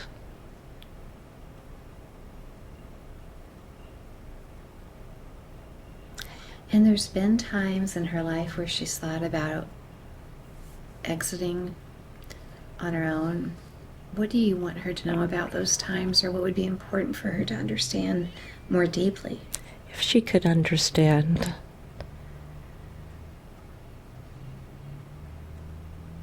that we, her higher self, we are there with her, that she will exit this earth life when she is ready.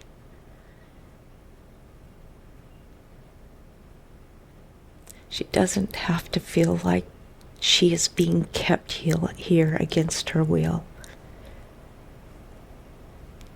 She will know when it's her time. And again, those feelings have arisen because of the closed heart, because of those layers on her heart.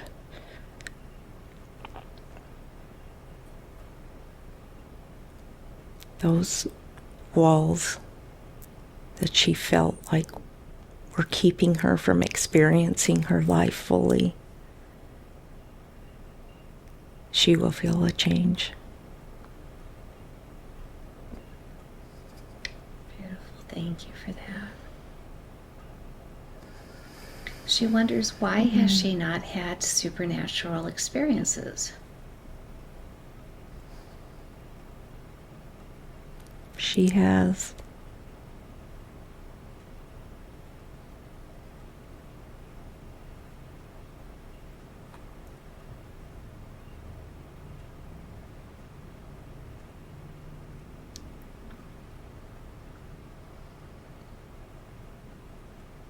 Tell her more about that.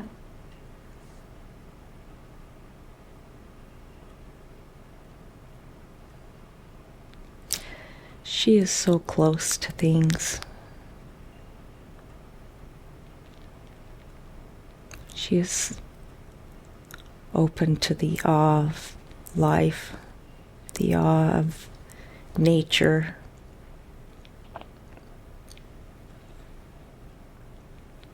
She doesn't realize that what she experiences isn't what everybody else experiences. She just thinks it's normal. What would be an example of that? When she sits on her patio and watches the birds and the animals and the insects and the awe she feels, that isn't always normal for humans to feel that. She's very open to those things. We know what she's wanting, something spectacular, something amazing. We want her to treasure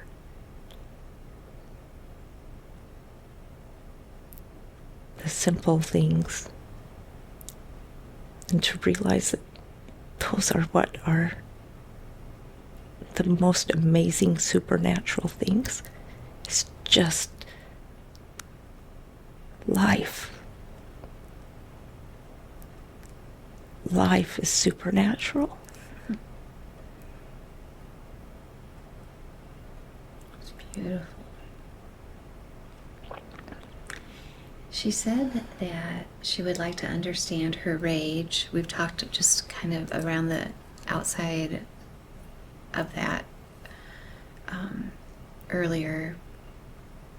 She says especially when she hears about children or women that are abused, she feels this deep rage within her. What can you share with her about those feelings? She will feel different. Again, with her heart open, she will be able to process the suffering that she sees in a different way, where it will not trigger rage, that it will trigger compassion And it will trigger ideas in her, ways that she will find will be constructive and helpful in connecting with people. She will find a calming of her rage.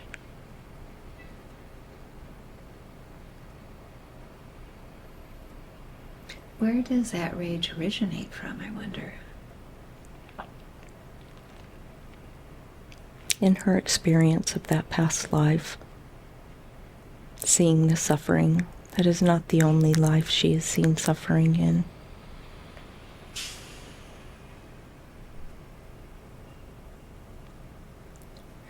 All right, thank you for that.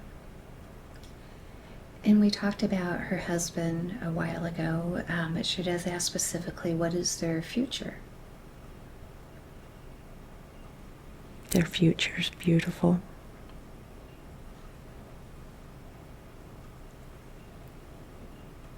Their struggles are not over, but they will, as her heart is open,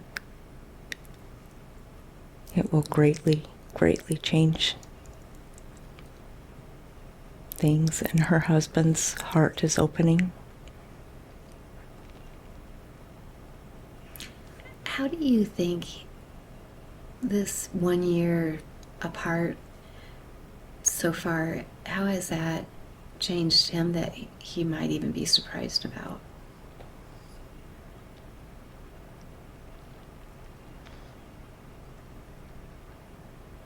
He's been able to see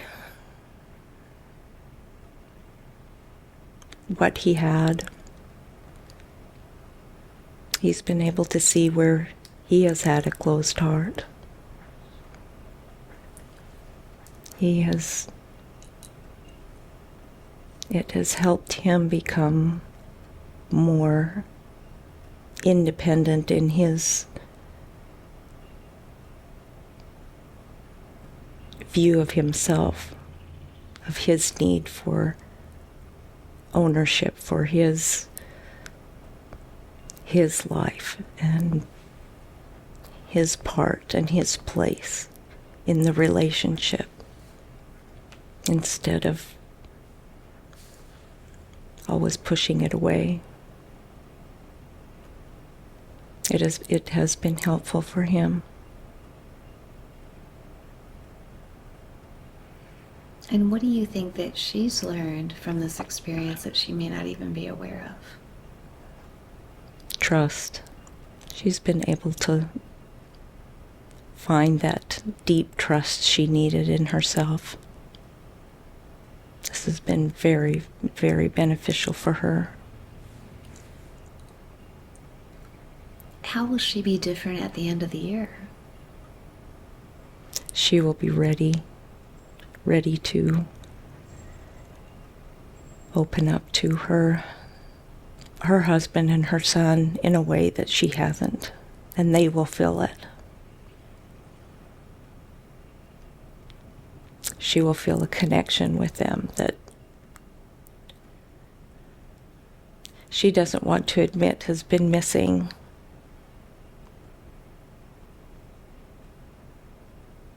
But it has, and she has yearned for a connection, and that is possible with a heart that is not covered and buried.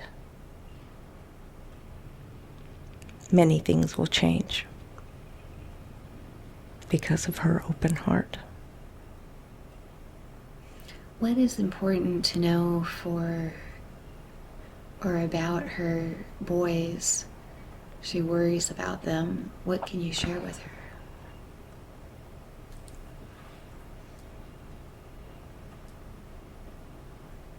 She takes on too much responsibility. We want her to know that her boys are fully functioning human beings who have their own journey She gets to be a part of their journey. She does not own their journey. That is for them. So it is not hers to take responsibility for their choices, the things that they choose to do in their life.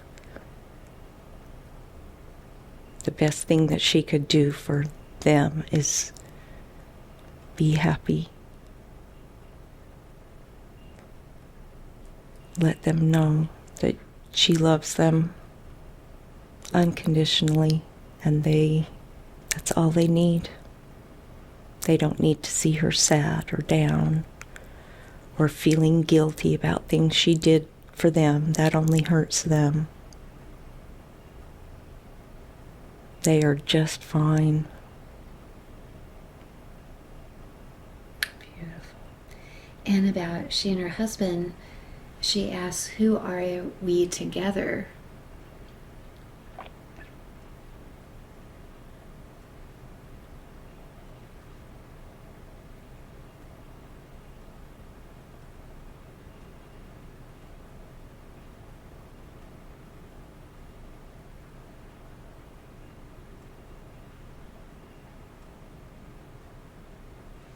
Their souls are entwined.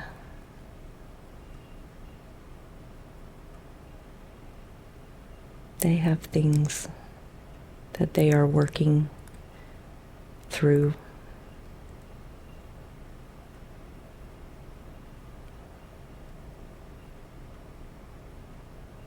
For past lifetimes, future lifetimes. Their souls are just a soul. They're parts of the same soul.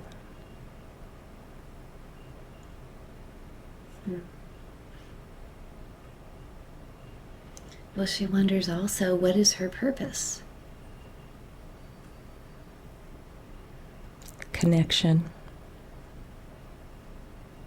Her purpose is connection with people, with her open heart and being able to connect and help others to find and connect with their own peaceful place. She will be a catalyst for these experiences for other people to find their peaceful place in their heart. She can continue her creative pursuits. Whatever brings her joy, whatever brings her happiness in her creativeness, it's the people that she meets. There's no one purpose. There's the people that she meets is her purpose. The effect that she can have on people. That's her purpose. So she just needs to find joy in what she's doing in each moment. And just remember that it's her connections with people. That's it. Just whoever she meets on the street. Just random people. She can have an effect. The people in her lives, her friends, her family, her random strangers.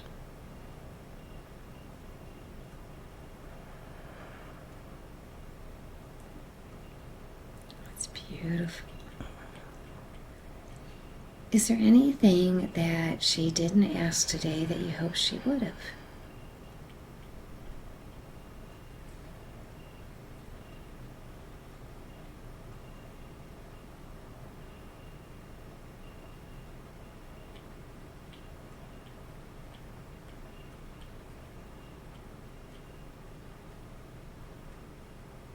Her sister. She didn't ask a specific question about her sister, but I know it's in there. She worries about her sister. She worries about how she can help her.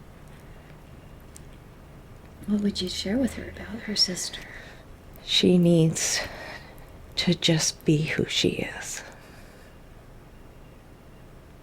She is helping her sister by just being there. If she could just know this, that her just being there for her sister, just knowing that her sister's on her journey, and just having her there is enough. She will know what to do. She had thought about giving up this session to give to her sister, but it didn't work out for the sister. Yes. Why was that? This was for Natalie. This was for her. And yes, she would have given it away to her sister. And it was a good thing that things worked out. Just the way they're supposed to, right? Things worked out. And in the end, she knew that she needed to do this for her, and that it probably would have not been a beneficial thing for her sister at this time. But just by being there for her is the gift that her Yes. sister needs. Yes. That's beautiful. Yes. She was a little bit on the worried side that she'd be able to do this, but she showed She's right there. yeah. She's right there. She's even questioning just as we speak. Right. But that's what we want her to know. She's right there. We're right there. Right. We're right on the tip of her tongue. We're right at the tip of her thoughts. She questions that this can't be. But she's hearing us. She's hearing us talk. She can hear it's her. She feels it's her. But she knows it's something more. She's very aware. But she also sees the connection. So many people are having that same experience. They feel quite aware, but they're in this deep state. It's kind of confusing. From your perspective, why is that?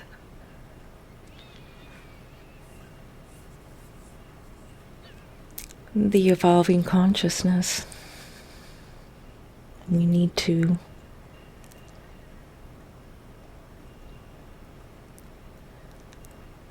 have that experience of trust. We've always been there. We've always been there. We are her. We are you. We are connected. We've never been apart. But the mind has kept us out. And as we get closer and closer,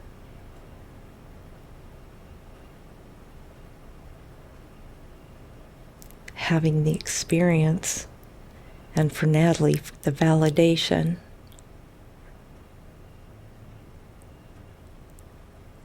that we are this close. This close. We always have been, but not in your mind. But we've always been this close, and to have that experience of what that feels like, and have that validated, have that experience, and knowing that this is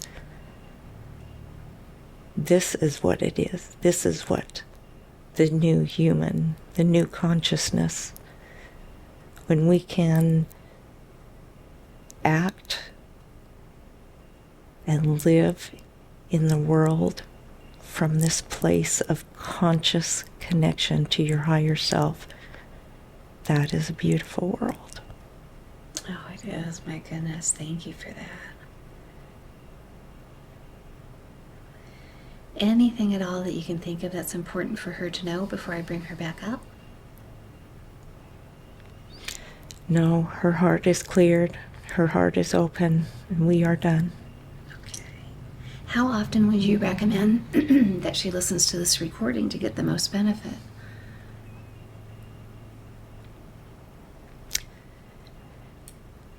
she could listen to it every couple of weeks. But we are connecting as she does her writing in the morning. Nice. This experience has given her the validation and the connection with us that she needed, that as we will be connecting very frequently, and for her to maybe listen to this recording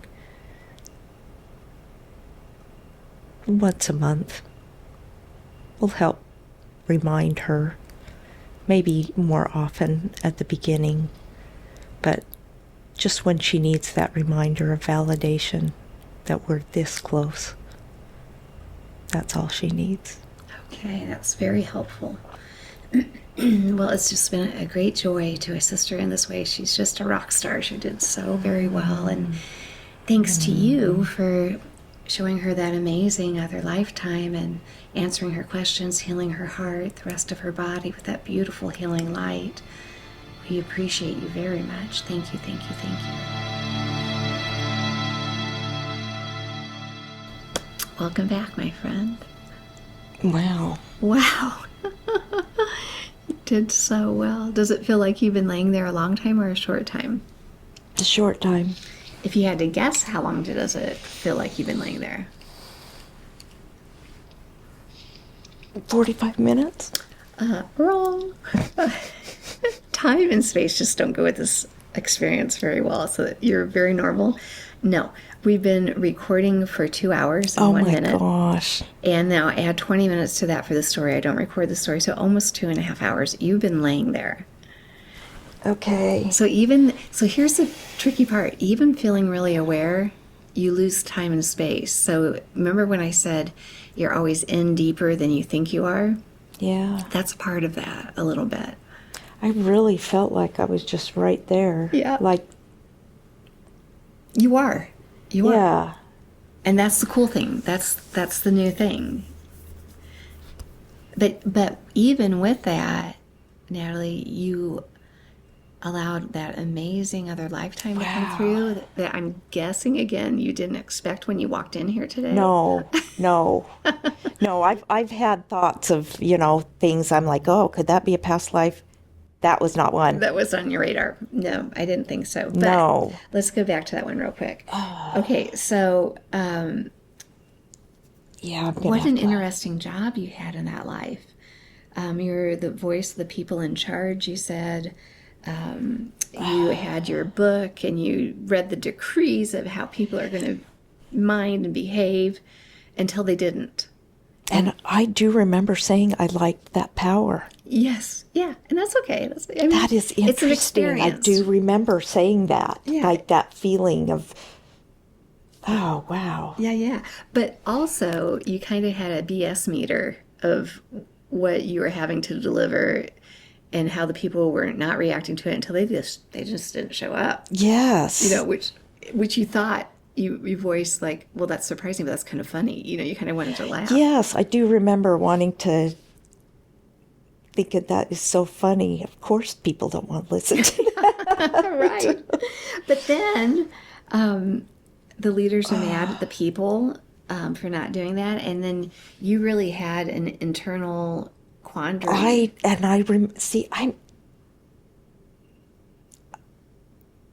I feel like I remember everything. Yeah, you will. It's much like a dream. You remember a lot now. If you were never to listen to that recording, just like a dream, it fades away. But it's always on the recording, and so you'll be surprised because your left mind will say, "I remember it all the whole time, forever." And but as you listen to the recording, you'll be like, "Oh my gosh, oh yeah, I forgot about that part." But so kind of a tough end to that life. But you handled it really well, walking yourself through it. You said once that life ended, you said that the lessons were, these are just cliff notes. I couldn't write as fast as you were talking, which is awesome. The lessons were people and connections matter. Care for the people. They cared for you. You can't be afraid to do what's right. And the purpose, you said, was you did what you thought was right. You couldn't stop the suffering, but you had a peaceful heart. And I remember that peace, that feeling Yes. of yeah, I And that's remember a that. feeling, especially as you play the recording, that will come back to you. That's what which I want to so keep. relates to your heart Yeah. issue in this life. It. Oh my gosh. Yeah. Okay, so when we got over to your amazing high self, which I just was giggling because there's a few questions I asked to kind of give that part of you space to come in. And usually it's 2 questions, and usually the answers with everybody's yes and yes. And yours was, I'm ready, or I'm here. Oh, really? Like, okay, like I'm still gonna go through this, but you're awesome. You're right. She was right there. And it said that. It's been waiting. Yeah, it's been waiting. Yeah, it's kind of like, hurry up, Suzanne, let's get going. So the high self said it showed you that life because she can't save people from suffering. She doesn't want to see them suffer. We had a longer conversation there. Yeah. And then she actually even said there can be peace in suffering. She's cared for others and others cared for her. She believes she needs to suffer. This comes from the past life. She felt in the past life she had to suffer until death because of the Right. people volunteering their lives to be a show of force for her. Right. But she didn't have to. You could have literally ended your life. And be I done. do remember that. That was a weird, like, are you saying I could have killed myself right there? Yeah. Like that's, but I think I understand. Yeah, that I didn't have to suffer. You didn't help anybody, Right. including yourself, most importantly, Right. to rot away to the end. Right. But it was an experience. You had it. Right. And she was taught this through her mom and through the Mormon teachings that suffering is honorable. Yeah. That's. But then it says, no, not helpful. Yeah. And so we had a big talk about that. Okay. Then I asked for a scan of the body, which I have your questions here about the body, but I always like to start out there because Yeah. that part of you will not only hit places that we didn't talk about if they're there, but even if it talks about things that you've got on your list, it will tend to organically come at it from a different perspective first. And then I've got your list, and I always go over and make sure that we've covered everything that you asked about. And I was right there. I felt myself. There were several times I felt that part of me resisting, Yeah. going, you're making this up, Yeah. that. But I tried, to let go, but it was always just right there, like. So here's what's cool. So remember when we were talking earlier about the amnesia days when the left brain just kind of got up and left the room? So those people weren't ready for it to be right there. They just, it's an evolution. So the gift of having it be right beside you as you're conversing with this other part of you is that you're aware of it, and that helps the left brain to make sense of how close you are to it. The amnesia days people couldn't conceive of that idea yet, but you can because we're at that place. Because I almost have that feeling of if I could have had the amnesia, would it have more meaning? Because I wouldn't be sitting there just kind of questioning it. But I think that's. The feeling of the connection is a gift. I think It that's doesn't- what I need. It's a wonky gift. It doesn't feel like a gift at the time. It Yes. feels annoying. But really, I mean, once you get back out into your life and a challenge comes up, you're going to have great understanding of, okay, that's my left brain fear thoughts, and oh, this is my right brain Yes. full of love and advice that I need to follow thoughts. Because you've had Yes. that dual experience today. So it feels like a wonky gift. It's still a gift.